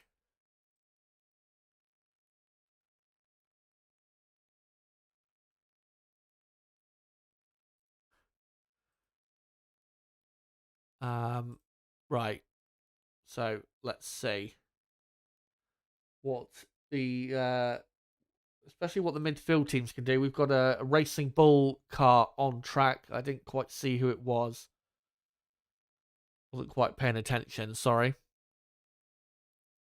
But we've now got Alonso coming out of the garage, I just saw. One of the rare circuits on the calendar where Fernando Alonso does not have a podium finish to his name, but obviously that's because of the cars he's driven. Ever since we came back here in 2015, he's always been in midfield cars. Out comes Lewis Hamilton, who has been on the podium at this circuit in almost every Mexican Grand Prix, except for, I think, 2017, 2018, and last year. As here comes Isaac Hadjar, top of Q1. Let's see what he can do with this first run of Q2. Hadjar has been a star of 2025. And I think we can comfortably say at this point he has been Rookie of the Year. And in qualifying, he has been outstanding. Pretty good run there for the Racing Bulls through the first 3 corners. And a good first sector. As Hamilton there, I think it is. No, it's Leclerc. Just getting out of the way for Hadjar. Hadjar, it was rumoured a couple months ago that at this Grand Prix they were going to officially announce Hadjar as racing for Red Bull next year, but still hasn't been announced. Laurent Marquis, the Red Bull team principal, is says he's still considering, Tsunoda and Hadjar. But I'm pretty confident that this man, Isaac Hadjar, is going to be in that Red Bull next season, and he absolutely deserves it. He has been better than Tsunoda, no doubt, this season. As he comes to the line, and at a 1:17.1, which, if that's on old tyres, or scrubbed tyres, which I think it probably is, that's a good lap time. Pretty good lap time, I must say. As Lewis Hamilton does a really strong first sector, nearly pretty much 3/10 quicker than Hadjar. As he's having to drift and wrestle the rear end round turn 5 and 6, down to 7 and 8 and 9, and the S's. Max Verstappen has now done a purple first sector.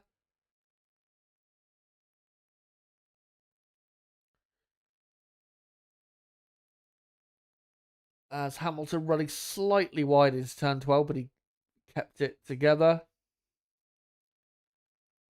As Max Verstappen is a quarter of a second up on Hülkenberg. Hülkenberg has done a very strong lap. A 1:17.0 and is actually quicker than Lewis Hamilton. Hamilton goes second, 0.07 of a second slower. Hadjar third, Alonso only fourth. As Max Verstappen goes quickest, a 1:16.8. That's a pretty good first run for Q2. So looking good there for Verstappen. Even better, though, for Leclerc. 1:16.6. That is pretty much, that might be actually the fastest time of the weekend. So far, of course, as Lando Norris is now on a flying lap. Tsunoda does a 17.0 and goes fourth. And then you've got Ocon in seventh.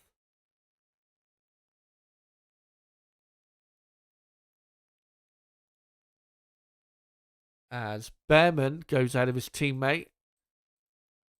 And Carlos Sainz goes up to second on a 1:16.7. What a lap from Sainz. The midfield really close in this session. As Lando Norris, oh, what a lap. A 1:16.2.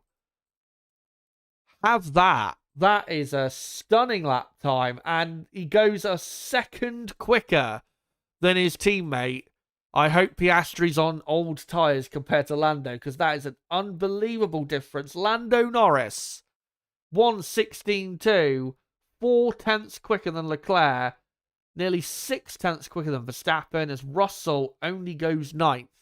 I'm pretty sure Russell was on used tyres for that run. What a lap.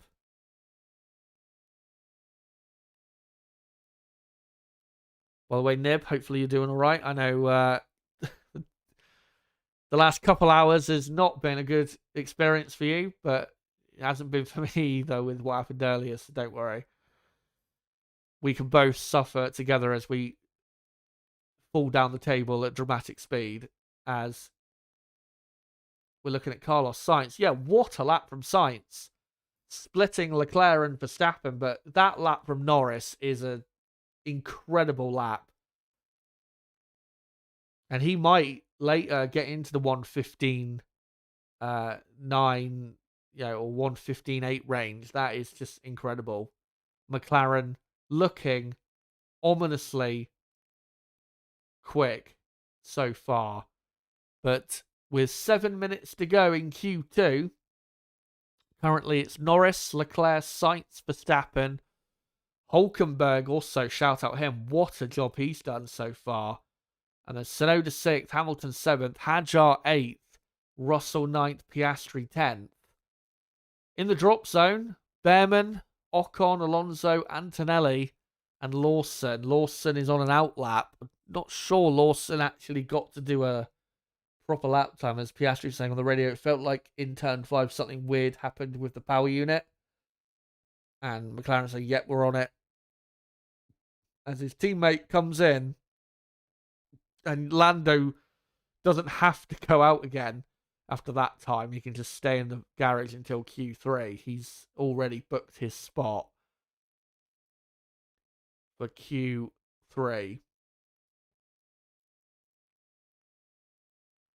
As quite a bit of work going on to Antonelli's car. Antonelli did not do a good lap. He's currently 14th, but I'm pretty sure both Mercedes cars were on older tyres, so should be quite a big improvement from both Mercedes cars.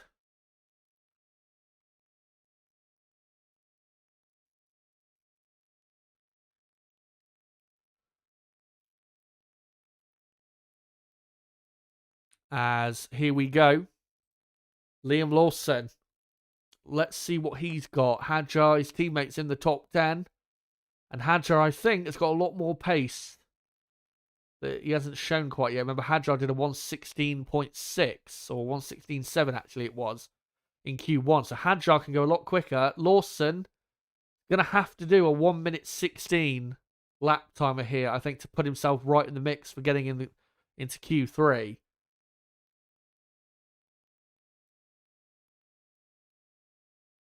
It's not been the smoothest lap so far, but here comes the middle sector.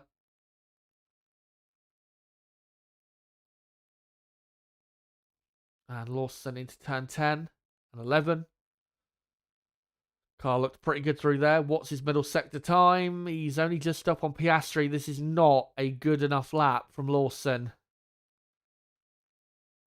As Isaac Hadjar does improve, and he goes 4th on a 1:16.8, I think it is. They're still slower than what he did in Q1, as Lawson comes back into the pit. Smart decision, because I think Lawson would be better just getting some fresh tyres on and going for one final run at the end. But Hadjar, even though he's still not as quick as he was in Q1, I think has done good enough to get himself into Q3. So well done, Isaac Hadjar. Another super effort, and he can, again, still go even faster. But yeah, Norris, Leclerc, Sainz, Hadjar, Verstappen, Hulkenberg, I think they've all done enough to get through. So it's from Tsunoda in 7th down to Lawson in 15th as to who will get eliminated or who will make it through. And that includes Tsunoda, Hamilton, Russell, Piastri, Behrman, Ocon, Alonso, Antonelli, and Lawson.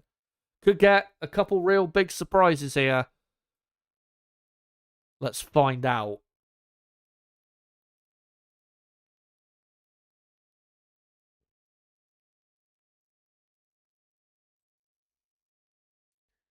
As the cars slowly filter out of the pit lane for their final laps, including Lando Norris again. Lando doesn't need to come out. I think he's coming out to further improve on the confidence he already has for Q3. Lando keeps this level of performance up. I think Lando is looking really good for getting pole position. Again, doesn't necessarily mean he's going to win tomorrow, but this is a strong performance from Lando when he really needs it. Here is, though, the world champion Max Verstappen, who I'm pretty sure is already assured of a Q3 spot, but here is him on his final lap of Q2. Can he get anywhere near the 1:16.2 that Lando has done? If he can't, then that might point to him not being able to get close to Lando in Q3. This is about setting a banker for Q3. We'll keep our eye on the two Haas's, by the way, who have been impressive so far, as they've started their final laps with about 2 minutes to go in Q2. Max Verstappen only a couple tenths down on Norris after the first two sectors, so Max is definitely going to go second with this run. But how close will he get to Norris? As both Haas's going a lot quicker than Piastri did on his previous run. And here comes Verstappen. Still 3.5 tenths down on Norris. Goes second, but he just cannot get anywhere near that McLaren as Ocon goes 6th. And I think he's done well enough to get through. And Behrman goes 5th. Both Haas's, I think, might have just got themselves through to Q3. Lewis Hamilton goes 2nd. That's a good improvement to get himself through. Here comes Antonelli, who goes 6th. This is going to be so close between so many drivers. Here's George Russell. Can he get himself into Q3? Yes, he can. He goes up to 3rd. That pushes Hulkenberg into the drop zone. I thought he was safe. Clearly not. Carlos Sainz goes 5th. He is definitely through, the Spaniard. As we now got Alonso and Piastri trying to improve on their final laps. Piastri has only just completed the first sector. Piastri currently 13th, but he can still get through. He's still got time. 30 seconds left in Q2. As Alonso up to the middle sector point. He's 2 tenths down on Ocon.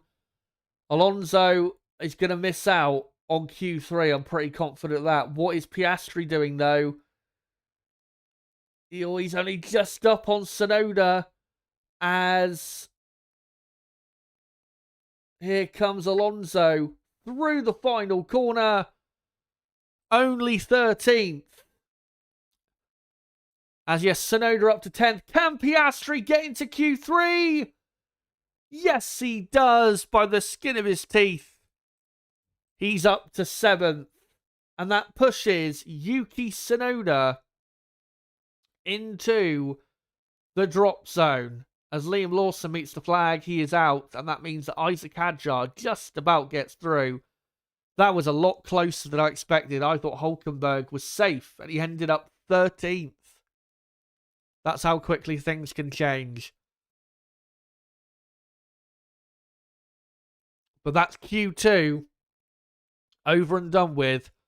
Let's go through the drivers that have made it through to the top 10 shootout.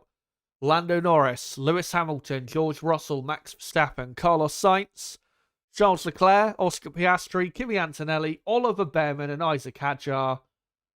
And knocked out in Q2, Yuki Tsunoda, Esteban Ocon, Nico Hulkenberg, Fernando Alonso and Liam Lawson.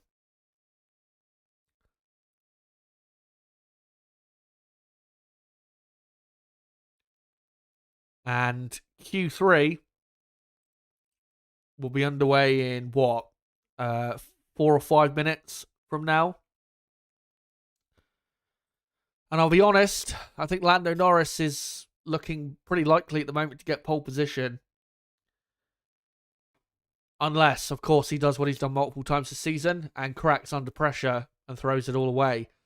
In terms of Q2 there, yeah, I really thought Hulkenberg was going to make it through, but he didn't. He ended up not improving on his final run. Really disappointing from Alonso. Only 14th. 14th and 19th for Aston Martin is terrible. Hulkenberg, though, still did a decent job himself. Ocon, good result, given that the Haas car was only just about good enough to get through to the top 10 with Behrman. Tsunoda 11th, poor.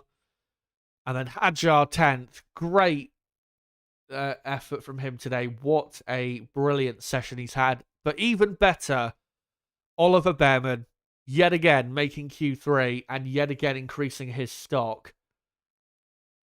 But also, big shout out Carlos Sainz. Really quick he's been so far. Can he keep it up and get possibly a third row grid position? We will see. I really hope Sainz can have a really good session because that Williams car should be pretty quick in the race. But we have got, 3 or 4 more minutes to go until Q3 starts. Let me just finish up the results of the poll. And 1.3k votes. Thank you guys for voting if you have. Obviously, I set the poll up quite a while ago. And I asked you guys who will take pole position in Mexico. And 68%. I don't know why I said possession. My mind thinking about football for a second. 68% of the vote goes to Max Verstappen. So most of you still thinking Verstappen will take pole. Norris 17%, Leclerc 11%, and Russell 4%. Let's see if Max can take pole position. Again, before we get into Q3, smash that like button if you haven't already. And as well, before we get into Q3, let me just quickly plug my donation page. If you guys want to support the channel and support the work we do here, make sure to go to the link that hopefully Rook, my moderator, will post in the chat. It's called Buy Me a Coffee, where you guys can donate to the channel and donate to what we do here. You guys, you can donate a one-time payment. You could do a monthly payment if you want to. If you do donate an amount, you can attach a message with you can attach a message with your donation as well. So if you want to do that, then go to that link that Rook has just posted in the chat. And if you do support the channel, then if you decide to donate, then thank you very much. Much appreciated from us here on the channel. Anyway, let's get into this Q3 session. And yeah, Verstappen, not surprised from most of you that you think he's the favourite, but from what I've seen so far of qualifying, I'd probably say at this point Lando Norris is the favourite for pole position. If he can put in a really strong opening lap like he did in Q2, then I don't see anyone being able to, to get pole position away from Lando. But if Lando does not quite do the best opening lap, a door opens and a chance opens for possibly Ferrari, Mercedes, or Red Bull to get themselves into a good position to fight for pole. But it's down really, I think, to Lando Norris. If he puts in a really strong opening banker lap, then he probably will take pole position. And remember, Lando has never had pole here in Mexico. McLaren have not had pole here in Mexico for 35 years. So it would be a big moment for McLaren, especially for Lando Norris if he was to take pole and if his teammate was to end up down in 7th like he was in Q2. Oscar Piastri, the championship leader, still not showing good pace in the second McLaren. But there is still Q3 where he can step it up and get a good result. And for Max Verstappen, if Lando Norris is truly too quick today, Max just needs to make sure he's on the front row, I think, to set himself up well for the race tomorrow. As all the drivers are prepared and are ready to do battle in what is a crucial qualifying session. Not just for Norris, Piastri and Verstappen for the championship, but for Ferrari and Mercedes, this is also important for them to get themselves in the mix to possibly win this Grand Prix. And because of the pressure that Lando, Oscar and Max will be feeling, this is a good opportunity for Ferrari and Mercedes to take advantage of that, because they don't have any pressure going into this session. They're not expected to get pole. They're not fighting for a championship. So we'll see if they can take advantage. There is on the TV broadcast Oliver Behrman, again, making Q3. What a second half of the season he's having. He is really carrying that team. I think what is so impressive also, as Q3, by the way, has now begun, what is also so impressive about Behrman's performances lately is he has a really good reference as a teammate in Esteban Ocon, who's had a pretty good season himself. So that's why this form is so impressive. And he can keep it up. He really is putting himself in a good position to possibly get that big call up to the Ferrari team that I know he dreams of. Obviously, he's not going to get that call up for next season, but maybe the season after there might be an opening. I think there very likely is going to be an opening for 2027, and Behrman could very well take it if he keeps this form up. As out comes Lando Norris. You have to say, since the DNF in Holland, which we thought pretty much killed his championship chances, as there you go, 11 minutes remain now in qualifying. He's done pretty well, Lando, compared to his teammates since that retirement. Beat Piastri fair and square in qualifying at Monza, and then beat him in the race, even though there were some shenanigans that McLaren caused themselves. Baku wasn't a good performance from Lando, but at least he outscored his teammate, who was even worse. Singapore, really ballsy start from him, doing what he did, even though it was a bit clumsy, but it worked out. Got an important third place. And then still drove I would say, decently well a week ago to finish in second and still take 8 points away from his teammate. Again, he's not driven, I would say, great in these last 3 or 4 races. He could definitely do a lot better. But he is doing, in terms of pure results, what he needs to catch and possibly pass his teammate in the championship.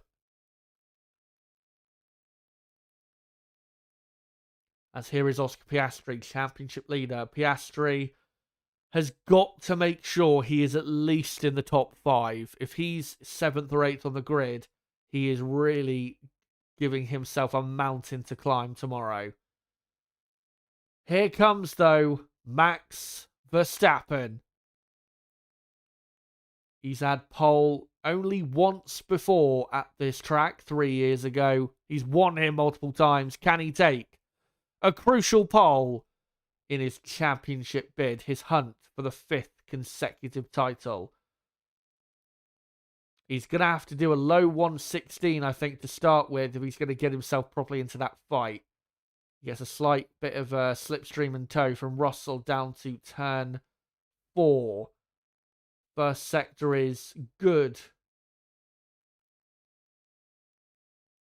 Now into turn 6. And car looks good so far, but is it good enough compared to the McLaren? He's quicker than Lando in the first sector. As all gets a big snap of oversteer in between turn 9 and 10. That would have cost him a 10th. But still powers on. Piastri has done a pretty slow first sector compared to Verstappen. Now into the final couple corners. Is this a good enough banker from Verstappen to get into the pole position fight? To the line. A 1:16.4. Not bad. It's a decent lap, but I'm not sure how good it is right now. As here comes Lando Norris. Purple middle sector. Does he go on to provisional pole? Oh, yes, he does. A 1:16.1. The fastest lap of the weekend so far. Oscar Piastri. 3rd. 3/10 off his teammate. That's a lot better than what he has been doing previously. But he's still behind his 2 championship rivals. Here comes Carlos Sainz, who goes 4th ahead of Oliver Behrman on a 1:16.9. Leclerc, quicker than Norris after the first 2 sectors. Leclerc is on an absolutely barnstorming lap. Lewis Hamilton goes 2nd. Ferrari on the front row, but could Leclerc put on provisional pole? Round the final corner. And he does by nearly 0.2 of a second, and he does a 1:15.9. What a lap by Leclerc as Antonelli goes 6th. That is a stunning lap time from Leclerc. A 1:15.9, nearly 0.2 quicker than Norris. Here comes George Russell. Only 6th, half a second off the pace. That is not good enough from them. But wow, there you go. As Isaac Hadjar goes 9th. So 1 run to go, and Ferrari currently on provisional pole with an absolutely stunning lap. A 1:15.991. If anyone beats that, they absolutely deserve pole position. Lando Norris will be mystified as to how he is currently 2nd. But it is Leclerc currently on pole, Norris 2nd, Hamilton 3rd. Ferrari have suddenly started showing the form of last season. Verstappen 4th, Piastri only just behind Verstappen in terms of lap time in 5th, and then Russell only just behind Piastri in lap time in 6th. Antonelli 7th, Sainz 8th, Hadjar 9th, Behrman 10th. Looks really good for Ferrari at the moment. As Russell saying, rears were nowhere on that lap. Dartlaw Raven making a great point. Ferrari in the mix, great for the championship. Absolutely. And Ferrari and Mercedes getting involved in the, fights for pole and race wins, it could have an effect on the destiny of the championship. It really could. And I think Ferrari and Mercedes getting involved, I think helps Oscar Piastri the most, because he needs Norris and Verstappen being prevented from taking even more points than they could take. If Piastri, of course, is, on the back foot. But Piastri, I won't say a good first run, but a lot better than what we've seen. If Oscar can get ahead of Verstappen and get fourth, that would be a good result for Piastri. But this is a big final lap coming up for Ferrari, but also for the Drivers' Championship. Can anyone beat Leclerc? Beat Leclerc to pole. Leclerc looking for his third pole position in Mexico.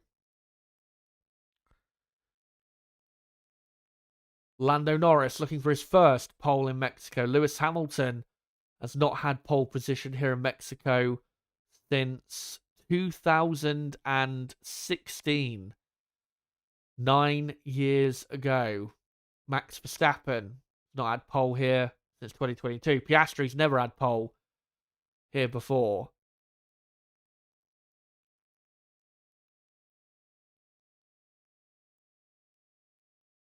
And out comes Max Verstappen.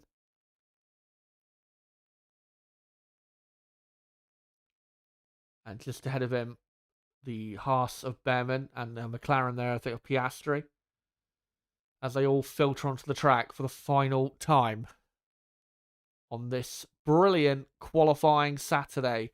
Can anyone beat that stunning time of Leclerc's, a 1:15.991? Can anyone beat that and take pole in Mexico?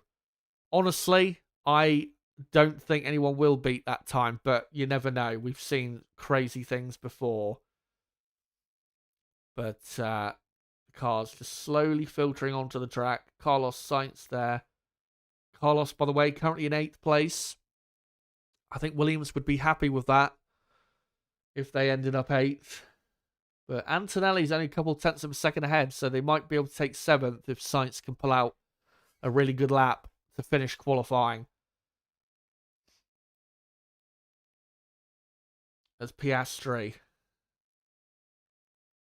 I think as long as Piastri can improve by 2 or 3 tenths on this final lap, then whatever happens, happens. We know this is not the best track for him, but he needs to put himself in a good position to fight for at least a podium tomorrow. Piastri, remember, has not finished on the podium since the Italian Grand Prix at Monza, which was, 7 weeks ago, I think. Here's Max Verstappen, who has dominated the last few races. But here comes the championship leader. Can he miraculously take pole, or at least get himself into a great position for tomorrow? Let's find out. Starts his final run into turn 1, 2, and 3. Car looks very nice through there. Very good traction from the McLaren, as we've come to expect.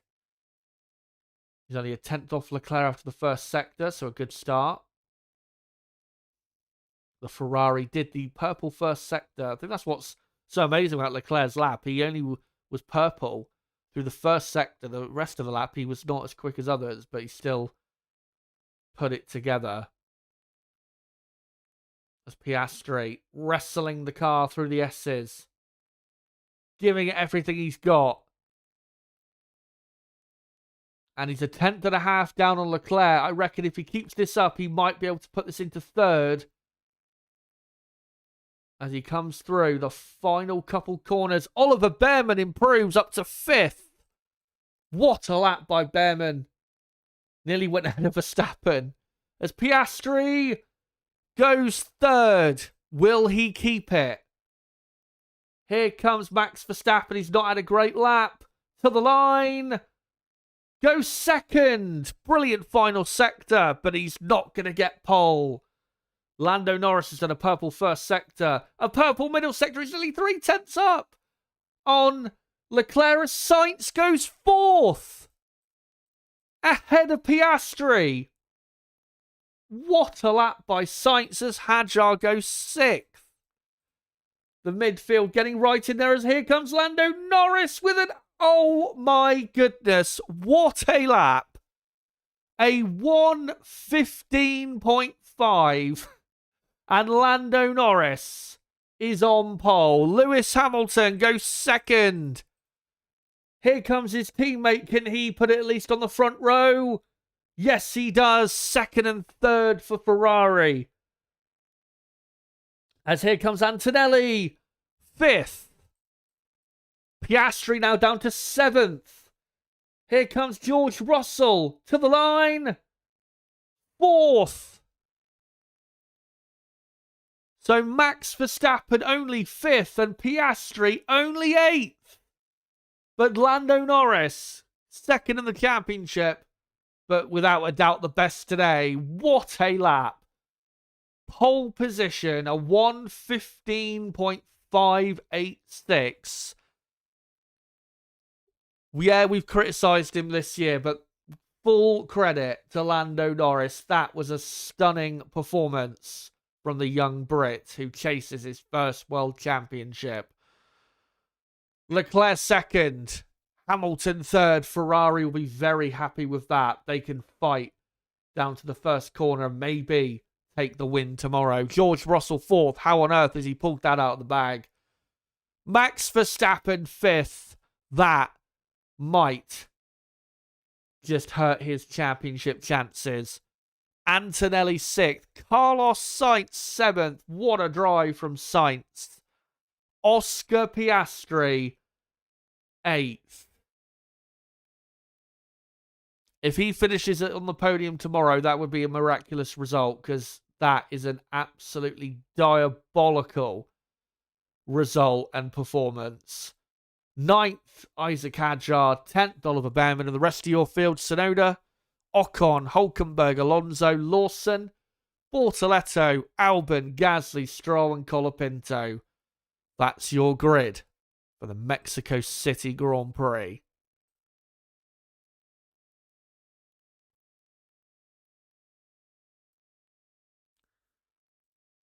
But before you go, guys, make sure to smash a like button if you haven't. By the way, we are almost on 100. There you go. We are now on 100 likes. Thank you guys so much for that. Just wanted to do a quick poll asking you guys, who is your driver of the day for qualifying in Mexico? Quite a few options for driver of the day. Lando Norris has to be obviously an option. George Russell. I'm going to go Leclerc. I'm going to put him in there as well. And obviously Carlos Sainz. Brilliant result from him. 7th on the grid.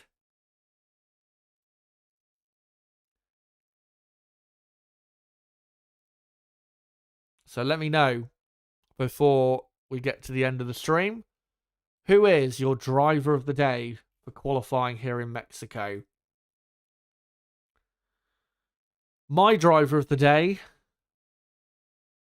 I think I would have to go with Lando Norris. I know people will say, oh, but he had the fastest car. Yeah, he probably did. But he was exceptional in that qualifying session. And he thoroughly deserves to get pole. And given how quick McLaren looked on Friday with their race pace, if he keeps the lead on the first lap, I think Lando's going to run away with tomorrow's race. But in terms of who finishes behind him, it's up for grabs. Because we know Ferrari and Mercedes are not that quick on a race day. Red Bull are a bit quicker. And then obviously got Piastri there, who can surely do better than 8th. And if Lando Norris does win the championship, this weekend might be the weekend where it really turned in his favour.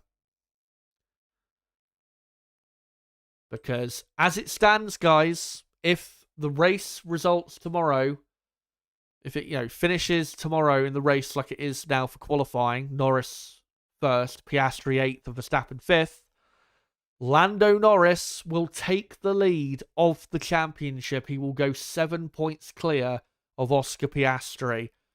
And Max Verstappen would be... Max is currently 26 points behind Lando, so he would be 41 points off the championship lead. They'd be a point further behind the lead of the championship, even though it'd be a lot closer to probably Piastri. But, again, I think the field will change around quite a bit tomorrow. So I don't think Verstappen will finish 5th and Piastri will finish 8th. Who knows how it will end up tomorrow. Remember, I will not be streaming for tomorrow's race because usually the Mexico Grand Prix is not a good one. It's normally just a race down to turn 1, and there's no point streaming for that. But I will be doing my podcast on Monday to cover whatever happened in the Mexican Grand Prix tomorrow. So make sure to check out that podcast on Monday, covering the events of the Mexico City Grand Prix. But I'll let your votes build up.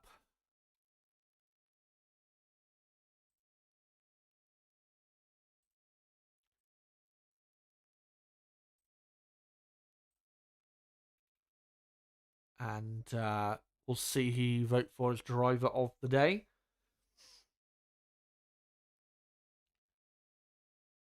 Darth Raymond saying, I think Norris is because it's a big difference to Piastri for driver of the day.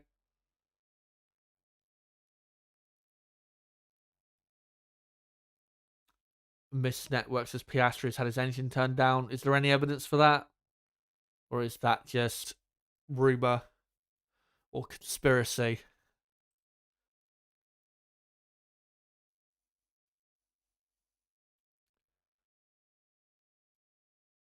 Crystal saying Norris must win tomorrow. Absolutely.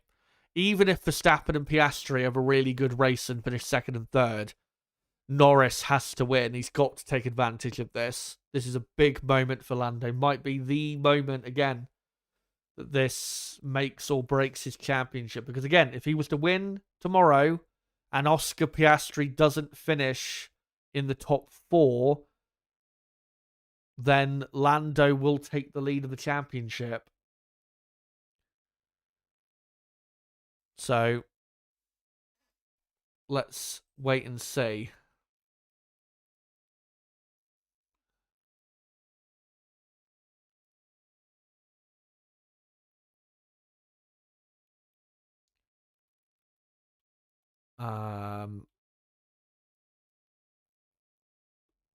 I think one thing though, which will help Piastri, is again in clear air tomorrow. I'm pretty confident the McLaren car will be the fastest car in the race. So if he can utilize that, there's no reason why he can't finish at least in the top 5 and at least fight for a podium. So it's not over by any stretch. Long way to go. 71 laps, of course, in tomorrow's race. And, if Piastri was to go a lot longer into the race with his first stint, have fresher tyres for the end, again, with the pace McLaren should have, that could put Piastri on the podium. So, again, who knows with tomorrow.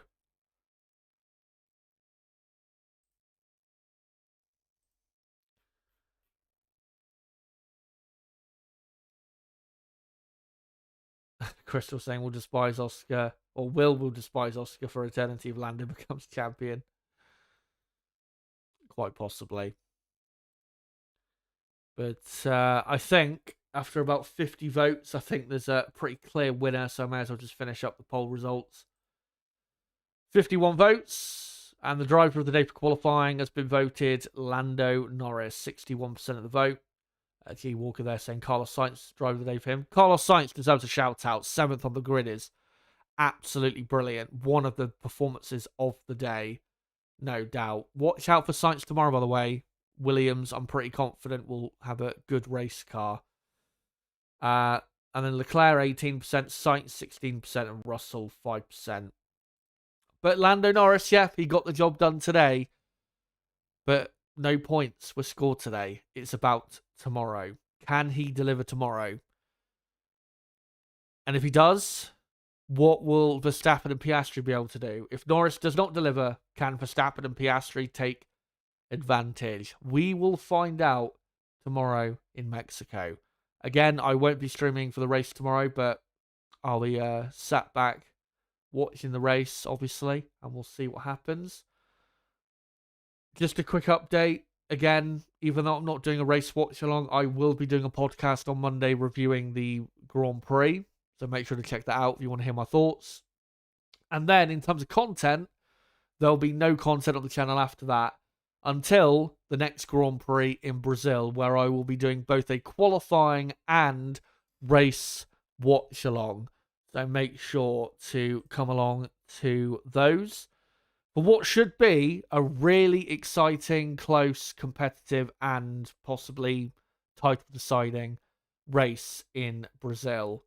So, yeah, that's what I'll be doing for the next Grand Prix in Sao Paulo. So make sure to join me for that.